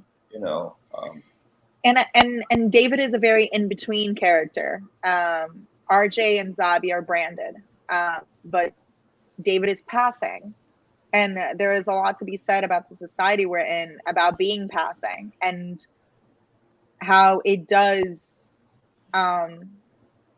shape you, even if that idea of hiding your identity shapes you a lot, even if you're passing for your privilege. We'll talk about white And- privilege, right? Like Yeah. this movie is really demonstrating that in a big way through him of how, and you know, Nadine's about to say this to me in the next scene, but like, you know, she was branded and I decided to hide, and that's it's a big move to make. It's fucked up, you know. I think this film also broaches the idea of tolerance, and not only tolerance of people that might be on the other side of the line, however you view that, but tolerance of oneself as well. And I think the whole idea of tolerance is quite interesting. Acceptance. Acceptance, and what one does when you're intolerant is interesting. I think this film explores that in a very deep way. And back to conversation is like not only having conversations with the other, but having conversations with those who are close to you as well. And especially after we all lived through the pandemic, and I feel like we had a lot of tough conversations with people who were very close to us. That's more relevant than ever. You know, it's keep checking in. There's a lot of people who came up with pandemic opinions that I wouldn't necessarily expect. And it's like, all right, let's have a conversation. Let's understand where you're coming from, because we're definitely coming from different places. So it's opening up and bridging the gaps of conversation to those closest to you and to those farther away from you. I want to give a trying shout to out. understand. Oh, go ahead, Nick. I just want to give a shout out to Saban Films for how well this is streaming for me right now. What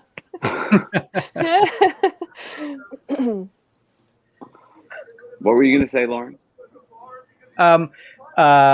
What was I going to say? I think in me trying to understand people who have different viewpoints, opposite viewpoints, I keep thinking of what could I do to feel more like somebody on the other side, and I feel like fear. And I don't know if that's the same for anyone else, but I think about, boy, if I felt like people were accusing me or talking about me or something, I would feel fear and anger. And that kind of makes me say, all right, I can understand. Maybe I don't understand, but I'm trying to put myself in somebody else's shoes to understand where they could be coming from.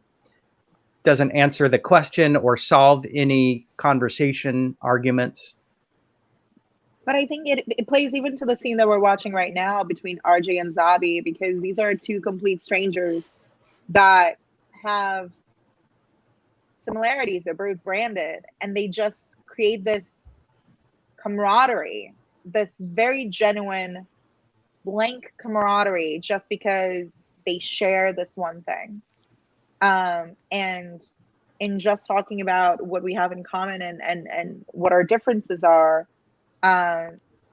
if we can bridge that gap and be able to relate to each other, and one of the biggest words that comes out of our film is empathy, that's the whole point. It's less about right or wrong. It's just about trying to understand the other side. Or trying to understand your own side. Mm-hmm. Right.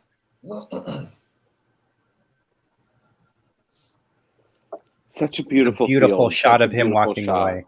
Isn't that great? Yeah. Gosh, that's really, really, really good. I mean, this next shot is going to be great too, of Nadine standing in the field. It's my favorite shot in the movie.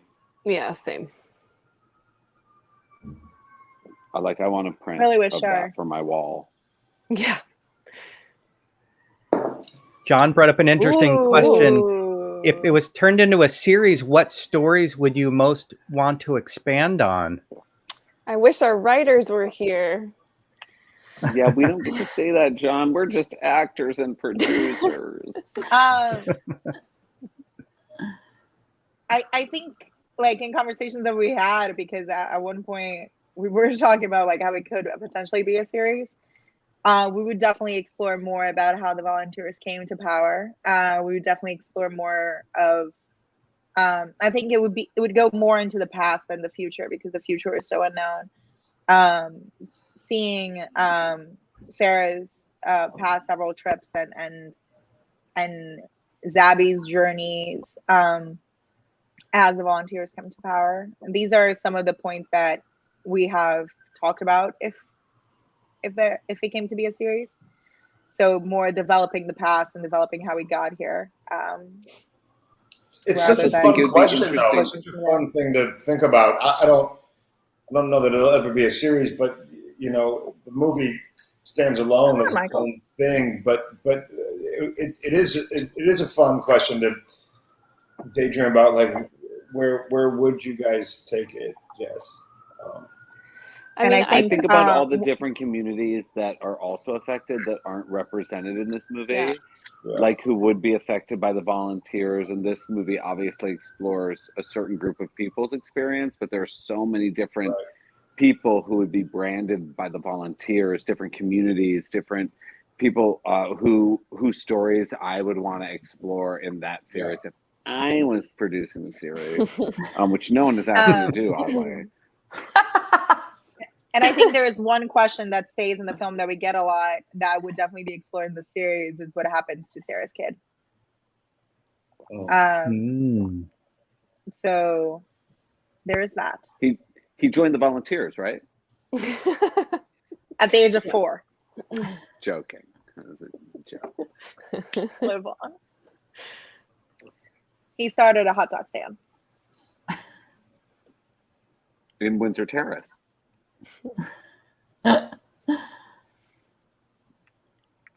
So this scene was also a very difficult scene to shoot, but I'm going to echo Michael Raymond James in saying that working with Nadine Malouf is really one of the singular joys I have also had in my career. And this scene we shot over the course of maybe 6 hours and kind of never left this room and never stopped filming.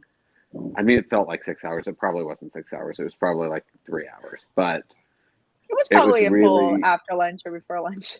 Yeah, I think it was actually. Yeah. It was through lunch. Like I remember rehearsing and people bringing us lunch, and then doing it until the end of the day. And I remember it was so intense that no one was really in that room except for Ben and Will and Brandon. Who were in the closet. They weren't even in the room. They were in the closet. They were. And so it really felt like we weren't even making a film. It just felt like we were reenacting this scene together over and over and over again. And everyone on the crew was so respectful. They would just kind of quietly refill your water bottle and leave it, and no one would talk to you. It definitely felt like some weird combination of theater and film. It was because of that, because we just kept going from take to take to take to take. We didn't really stop at all. And again, working with Nick, I mean, I was really fucking lucky on this film. I had incredible scene partners, and Nick and working with Nick, both this scene and the bedroom scene that was earlier with Zabi and David.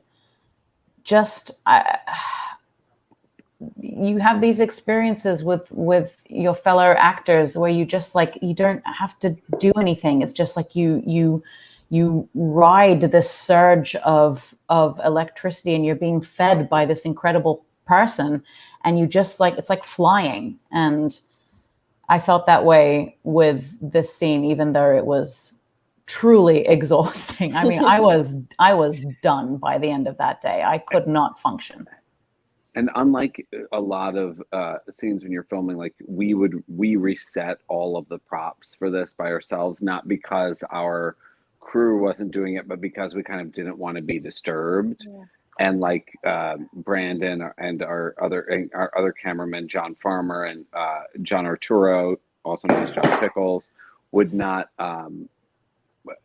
bother us with what they were doing or even approach us about anything. They just left us alone and knew that we would dance with them and they would dance with us, and that was what was going to happen, and we weren't going to talk about it. It was a really special afternoon led by Will Sullivan. I have to. and Oh, go sorry. ahead, Nadine. No, just to say that, like, this whole experience shooting this film, where we were, the people, the crew, everything about it was so, for me, like, truly magical. And I feel that this experience in every way helped me really fall in love with filmmaking and really fall in love with the process. And that's a testament to all the actors, to the crew, to the production team, to just everything about it was such a dream. And that was so important because of the subject matter that we were doing, because of where we had to go with it. You could feel incredibly unsafe. You could feel incredibly exposed and vulnerable. And I just felt so safe with Nick, with Michael Raymond James, with Sarah, with Jarrett, with Will, with every single person who had their hands and hearts on this film. And it was an incredible experience. You're gonna make me cry. It was very special, and just to even bring up, as you guys talked about, just the theater elements of this, it's really kudos to Will, who comes from theater and comes from his background in acting as well, in really creating a beautiful space for the actors to thrive.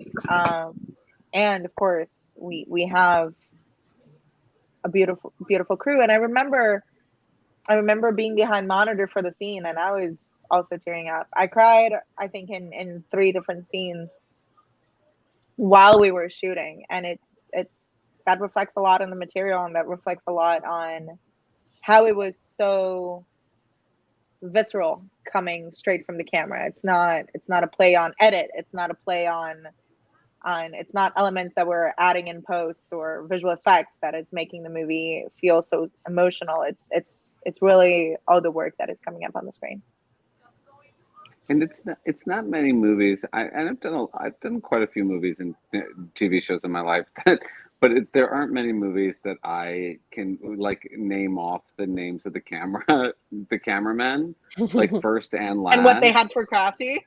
I mean, some of them, yeah, but then some crews really stick with you. But this whole team really stuck with us in a very powerful and meaningful way. Like, I talked to Alan, our sound mixer, like just a couple of days ago. Like, it was and I didn't go to college with all of these guys. I came in just as a gun for hire, like Michael and Nadine, and it still felt that special to spend this, I don't know what, month, 5 weeks making this film. How many weeks did we spend making this? 4. Yeah. It was just our entire crew, like, maybe there was one person who was completely new, but like everybody had worked with at least one person. I remember when we all arrived in Parksville, there are a lot of people being like, "You look familiar." I'm like, "Oh yeah, I brought you two for this one commercial," or "We've worked on this movie together." And it's like everybody knew each other, even if it was from one project. And even Nick and Nadine already knew each other, if I'm not mistaken, before this project. And I knew of Nick. I only knew of him because he's like an incredible actor. We just had the same agent, and we were fans of each other, so we knew that the other wasn't an asshole. But other than that.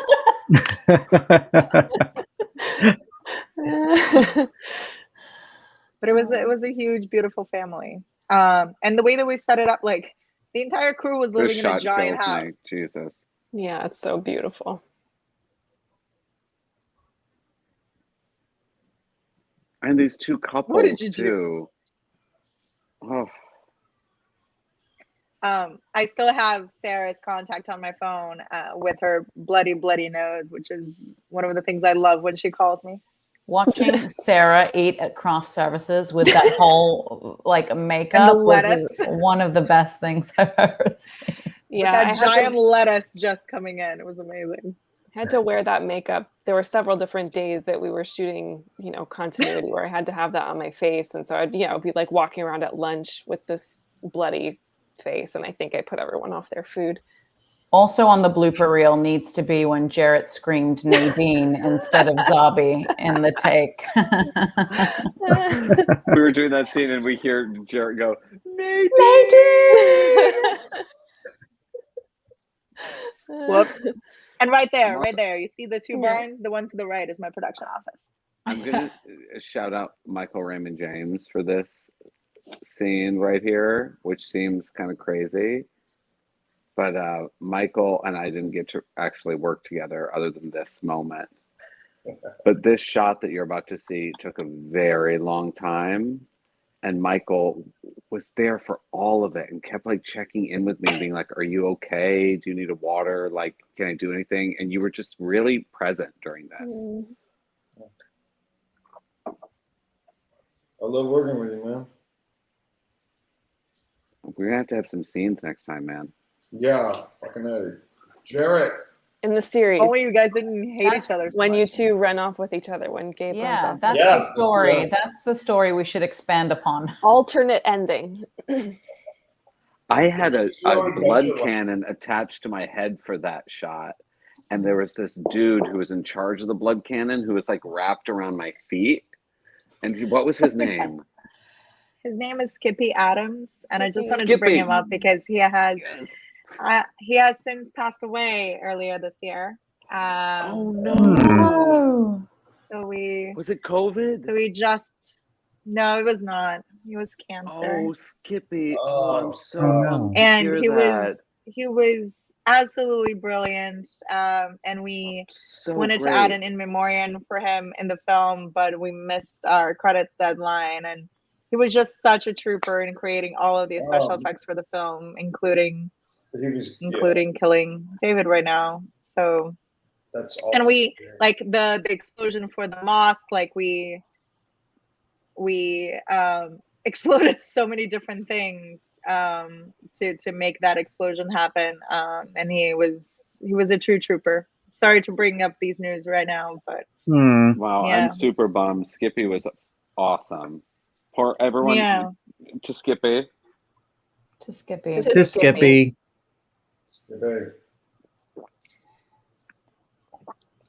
Oh, Sarah. Such a trooper. I would call him up and be like, I well want to for explode Sarah something right now. What kind of materials should I use? Oh.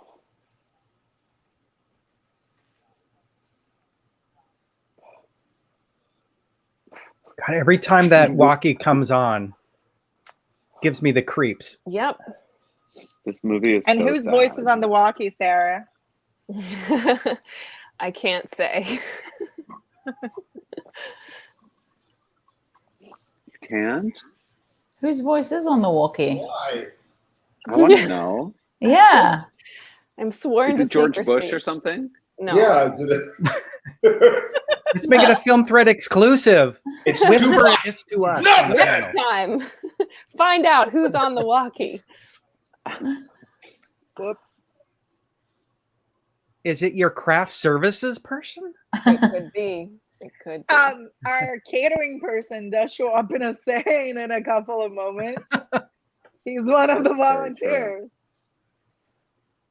I'm going to go refresh my seltzer. Pardon me for a moment.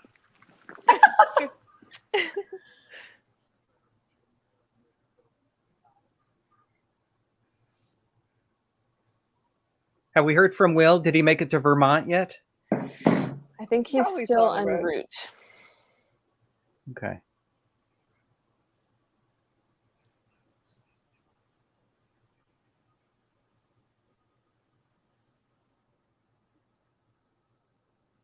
The anxiety is real. And it doesn't matter how many times I've actually watched this movie and how many times I know what happens. I still have like a glimpse of hope of being like, are they gonna make it? Yeah. Have And any again, of you this- seen this, or have all of you seen this in the theater? We did I get think to minus Michael over here. What's that like? I mean, it's been a long time since I've been into a movie theater, so this must be that much bigger and bolder, more powerful on a big screen with the sound. It was so Yeah. special. Really intense. It was really, really special. And one of the things that I love about working with this team and in this film is that nobody comes out of the film being like, I love the film. Everybody comes out being like, but how? But why? But what happened? And it's like nobody's like, it was great, thank you. It's like, no, it's like people have thoughts, and that's such a beautiful part of the process for me. I wish I was able to be there when that happened. We missed And Michael, you, do you want to talk Michael. about these two brilliant volunteers who just showed up on the scene? Oh yeah, these are two more people I put in the film. Johnny Green and John Francis Green and Ty Alexander. These two guys here. I know that Will had texted me saying they were still trying. They were two people short trying to fill out the cast on volunteers, and I sent them some material. These guys, I suggested them, like, what do you think of these guys? And they're both actors that I know extremely well, and I know that they could do it. And Will looked at their material, and to his credit, he was like, "They're great. Let's just get them a contract and figure it out." And I'm happy he did, and I was grateful that I was brought into that process, and I was grateful that two buddies that I know were able to show up and throw down on our little movie and put in some great work. And they were so wonderful, and there was such a duo. And John's bass voice is such a beautiful addition to his character. Yeah, it's true. And this was a very, very difficult time for Ty personally, and he had a family tragedy happen on his first day of filming, and but that's not something he would allow to slow him down. He was 100% all in, and they both did a great job, I thought. And just to mention, the people that just came on screen, we have both of our assistant directors right there on the scene. Oliver Samuels, who is the second AD and assistant producer, and then Ben Samuels, first AD, came in, as well as our brilliant caterer who got us fed every day. We're right there, our extras volunteers. Ben and Oliver shaved their heads for the scene. They have a V on their heads, if you don't notice, for the volunteers. Wow. And shout out to Jarrett Kerr in his death scene, just rocking those deep Robert Redford baby blue eyes. Yeah. Oceans. He just has these oceanous baby blues. When you look into them, it's very hard to continue what you were doing because you get lost in them, you fall, you start sinking. Uh-oh. God damn it. Sorry, guys. Are you all right, Nick? And Zabi drives. Yeah, Let's go. You want me to take you off the screen, Nick, so you can... No, I'm good. I just, I lost my AirPlay for a minute, but I'm back. I wish I had done the driving in this. I didn't get to actually do any of the driving, and there's like amazing driving coming up, and I'm just so bummed that I didn't get to do it. We had an amazing stunt guy that did it, but damn it, I wanted to do it. Actually, I think Ben drove in that. He did, yeah. It's so interesting. I wanted to mention for the main scene coming up, it was Drew who drove for the final one. I just think it's amazing. Very rarely at the end of an action film or a thriller do you get to process the trauma with the protagonist quite in the same way the end of this movie does. And just to mention too, that's Oliver again at the top of that barricade right there. He shows up a couple of times. Oliver's all over this film. What were you going to say, Morgan? There was a quick scene where Nadine jumps up in the air to catch the kiss, and is so excited. At the same time, I'm noticing she's got the fucking sandwich and that whole mess. And I was like, wow, that's a great little moment. Even these little moments mean so much. Yeah, I think So great jump, great excitement, and good job catching the kiss. Thank you. I think that was one of the first days. That was It was one of the first days. scene we Originally, shot. that scene. It was. Yeah. And I really love that scene. It's so natural. It's like love in the time of torture. Yeah. Yeah, we need every moment of joy in those times, and it's nice to see Zabi and David sharing a lovely moment. Aw, Cynthia. Man, Cynthia, you are really giving us hardcore American Insurrection fandom that we appreciate. I love it. Thank you, Cynthia. Shout out to Gary Hilborn, who I just dragged into the woods. Who's the guy Incredible with his actor. gun on Nadine at the car right now? He's great. Chad, Chad. Shout out to Chad. He's really good in this scene. part of our stunt team. Just He wonderful. he's his like fear. And it was really great for the palpable. scene because so basically we have two different volunteer checkpoints, and here's our stunt coordinator driving. But we have two different checkpoints, which are supposed to feel very different. The first one, which is just Sarah, and then this one, which we kind of called like the SWAT volunteers checkpoint. And we were working a lot with the local police officer and sheriff to get permits for these roads and to make sure everything happened. And he offered us so many things. Like the lights that are in that road were from the police department, like a lot of the barricades and helmets. And it was like, you want some rifles? I'm like, no, we can't really work with real guns. We can't really have those on set. But thank you, because my crew are, we have actors. We don't use real guns. But they were so supportive of us. And it was so, you could see their involvement from the town and in making this movie happen. It was very special.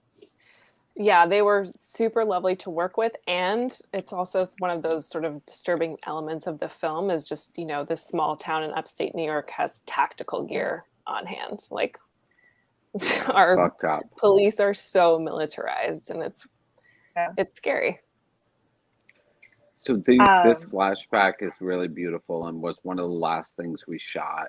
And it was kind of nice to end what was a very traumatic film. Thing. No, apart from almost the last thing, but it was nice to end what was such a kind of traumatic experience with such a kind of joyful, flirty, fun scene.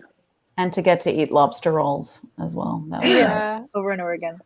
This scene was very interesting from a production standpoint. Sarah and I were talking to this park for months to get a permit to get to shoot there. And it almost didn't happen. We finally got it. And then we get there. There's a lot of construction. There's a lot of boats going by. There is no way that we can hear their dialogue whatsoever. So we moved the entire scene to Brooklyn Crab, where we shot the restaurant portion. We shoot the entire scene there. And as we're about to wrap for the day, the sun is setting, and we just see the most beautiful, beautiful sunset. And Nick, Nadine, and our cameraman and our crew just run to the pier. Everybody's like, let's try it. Like, we already got the scene. Let's try it. And we actually got coverage. Wow. We got both sides, and not really a master, but a little bit of like walk away. And this light is fucking beautiful. It's gorgeous. That maybe would be considered to be like the hardest day, just because of so many things and changes, as Jess was saying, and just it was hectic. But I think it might have been like my favorite day, because I think it was the first day in New York as well.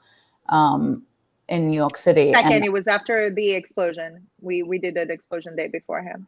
Oh, okay. But it was my favorite. You just like, that's when you see creativity, and that's when you just like you're seizing the moment, and it just like I love that day so much. That's what I love so much about independent filmmaking. Yeah. As opposed to big budget studio stuff, which is great too. But you know, in independent filmmaking, you really got to solve problems with creativity as opposed to just solving them with money. And you also have these moments like this that you just can't get anywhere else. Where I wasn't there, I don't know what happened, but just hearing Nadine and Nick and just talk about it, like having to run to a place where the light is to catch the light on camera is so fucking amazing. It works. You really feel like you're part of a tribe. You know, that you're doing something all together. Camera and the focus puller and the actors and everybody is all on the same. You know, you got a guy with a boom sprinting to get coverage. It's so fucking cool and so fulfilling, and it's so rare. And it's very telling for a movie this size, because I remember we were approaching overtime as well, and it was very it wasn't even a conversation. It was like, is everybody on board? Yes, run. Yeah, let's do it. Go catch the sunset. Yes, and it was do it. Let's make it work. And I love that scene so much. Like even the breathing moments between Nick and Nadine in that scene, it makes me just tear up look at every it. time. It's stunning. It's fucking stunning. It's just also kind of beautiful. It's beautiful storytelling wise to have gone through this kind of traumatic thing with them, and then, like I was saying about with seeing the protagonist process it, to have her remember something that was beautiful, like you would right after your spouse murdered themselves. Like you would search yourself for this memory, you would envelop yourself in this memory. It's a very powerful way to end a movie that isn't a normal way like a thriller dystopian action movie ends, and that's what I think is so special about Will and Jarrett. And that scene, we talked in pre-production a lot, because it's like after David dies and after we go through the checkpoint where it's such a climax of the film, that to come back and show their first date, we were like, our people want to see it, or people want to go through a flashback. And I had just come from a different movie that we ended up cutting a flashback scene that was also supposed to be at the end. And I had a lot of conversation with Will being like, do we need that scene? Do we need that? And it was very much like, yes, we do, because it shows everything that Zabi is going through. And we had so many conversations that we were trying to kill a day of shooting, and we're like, maybe that scene could be it.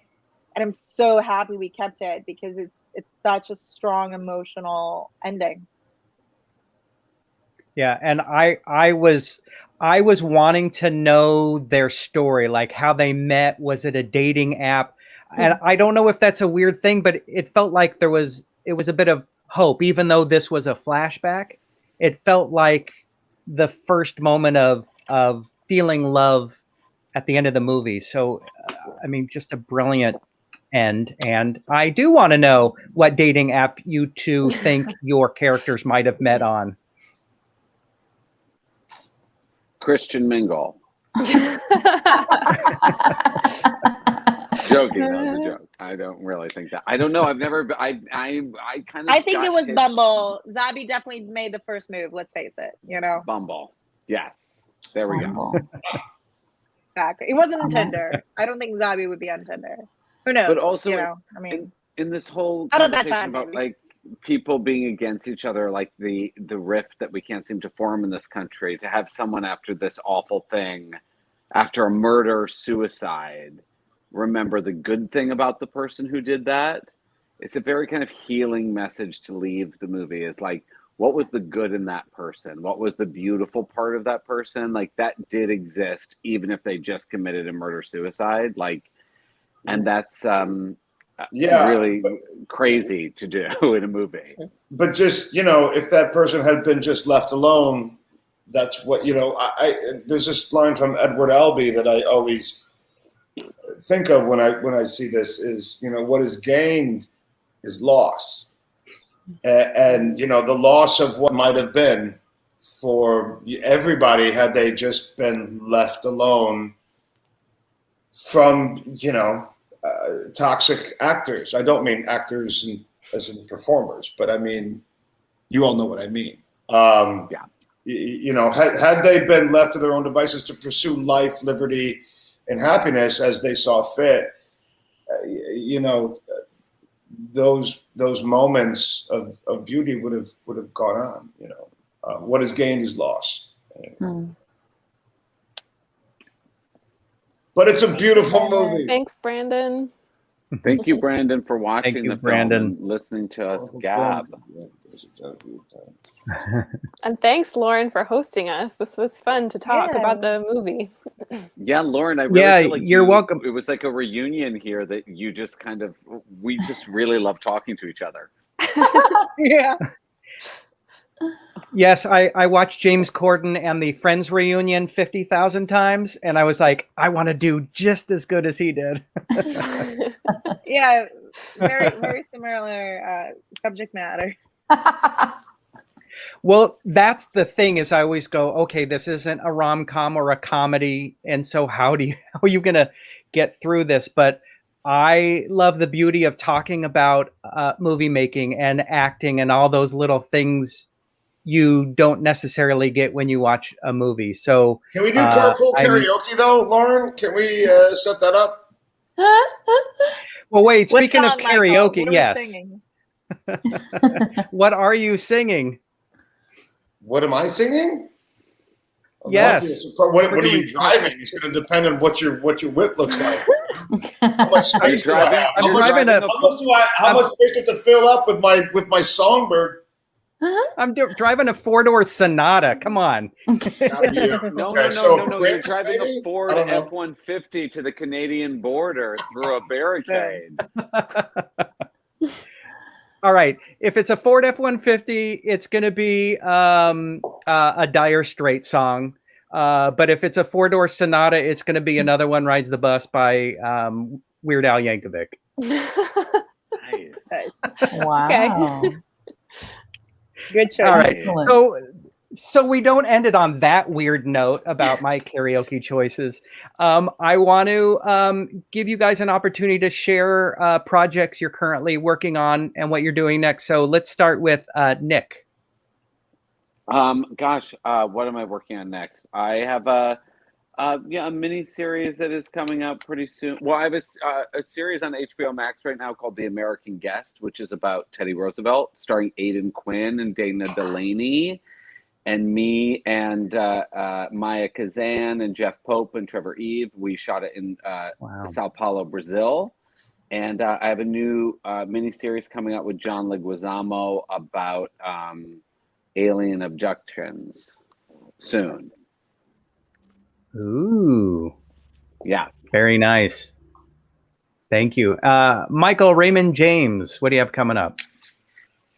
I recently wrapped season 3 of C on Apple TV with my best friend, Jason Momoa. And I'm currently on Law and Order Organized Crime playing an Albanian gangster, which is why my face is shaved. Nice. Wow. And then, I'm also writing something to direct, which I'm knocking on Jess Weiss's door to have her produce because I need her and I can't do it without her. So I'm gonna dip back into very excited about it. American Insurrection friend group and hopefully get some of the band back together for a little bit. Hell yeah. Nice. Hell yeah. Sarah, what about you? I'm writing a feature that's about a 13-year-old girl who lives in Kansas in 1935, and her emotions affect the weather. So she's really mad about being 13, and she's creating the Dust Bowl. I'll do it. Great. That sounds so rad. Michael, and then you're perfect. real quick, Sarah, you were appeared in a movie called Karate Tortoise about a pizza obsessed reptile. Yep. So it seems like your brain functions in that lovely space of weird and wonderful, like young adult and children's books. Yeah, Is that I grew up moving all over the world. My dad worked for the Foreign Service, which means that I grew up in places that don't really exist. So that's where I live my life now, is Fantasyland. that's awesome. Nadine, how about you? Well, a few projects film-wise that will take a bit more time, but in the new year, I'm hopefully going to be returning to the stage off Broadway, which I'm very excited about because it was what I was doing when the pandemic hit. We were in tech. We were getting ready to go to our first preview, and just everything, Broadway shut down, the world shut down as we were teching this play, this world premiere play. And so I'm very excited to be returning to that, and with the whole cast and crew. And as we were saying tonight, it's a family that you make when you work together. And it's called the Vagrant Trilogy, and it's at the Public Theater in New York. And I'm really, really excited to get back into that ritual and that space of theater. I can't wait for somebody to be on the street and see you and say, I saw you in that play. Loren, you got to come to New York and come see plays. Everyone come to New York and see plays. We need you. You know, we have theaters here in Los Angeles. I know they're not the same, but you don't know how much I want to go visit New York. I hear your pizza and bagels are so-so. How dare you? Fighting words. Wow. It's Fighting the only place words. They are. But I love theater and on LA that note, too. let's go to Jess. Jess, you have put together a cast and a production, an amazing experience to watch and be a part of. So, not to put any pressure on you, but what are some of your other projects that are coming up? I mean, it's so exciting to be premiering this film in theaters today. So we just had our domestic premiere, and I'm very excited for us to go international as our international conversations are coming out. I also have another film premiering in theaters in about 3 weeks. It's called The Subject. And it tells the story of a documentary filmmaker as he films with kids in Harlem, and it's a conversation on privilege and race. And it's a project I'm very, very passionate about, and I can't wait for everybody to watch it. I also have a short film called Bluish, which I did with my cousin, who is Black and Jewish, ergo the title, in which he talks about his childhood in exploring his own identity and accepting himself and having people accept him for who he is. And it's the most delightful animated short film, and we're about to premiere in festivals in November. And I have another psychological thriller shooting in upstate New York, most likely at the beginning of next year in the winter, which is a cult film. So more on that soon, as I will be able to disclose, but that will be a fascinating one, to be sure. Certainly bring all of those over here to the watch party now that we know how to handle and sit through these heavy themed movies. And lastly, since all of us are still kind of somewhat in lockdown mode, and or we've just gotten really used to being homebodies, any must-watch TV shows on any of the platforms, whether they're yours or you know somebody in them, or you're like, you have to watch this? Nick. You don't have to raise your hand, but go, Nick. There's a film that just came out today on the same day as our film. It's called Mass. It's written and directed by Fran Kranz. It stars Ann Dowd, Reed Birney, Martha Plimpton, and Jason Isaacs. It's one of the most harrowing pieces of acting and writing that I have ever seen. Those four actors are a complete marvel, and I hope everyone rushes to see that movie. It's astonishing the amount of the places that they can go. It's really, it made me really believe in acting again. Wow. I just watched Coda. I watched it twice. It premiered in Sundance this year, and it was one of the biggest sales for Sundance Film Festival I've ever seen. I absolutely loved that movie. So I definitely recommend it.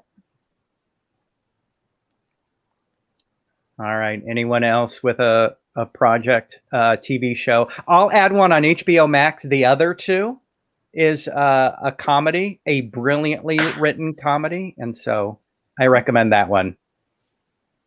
Starring the great Helena York, one of the great comedians of our time.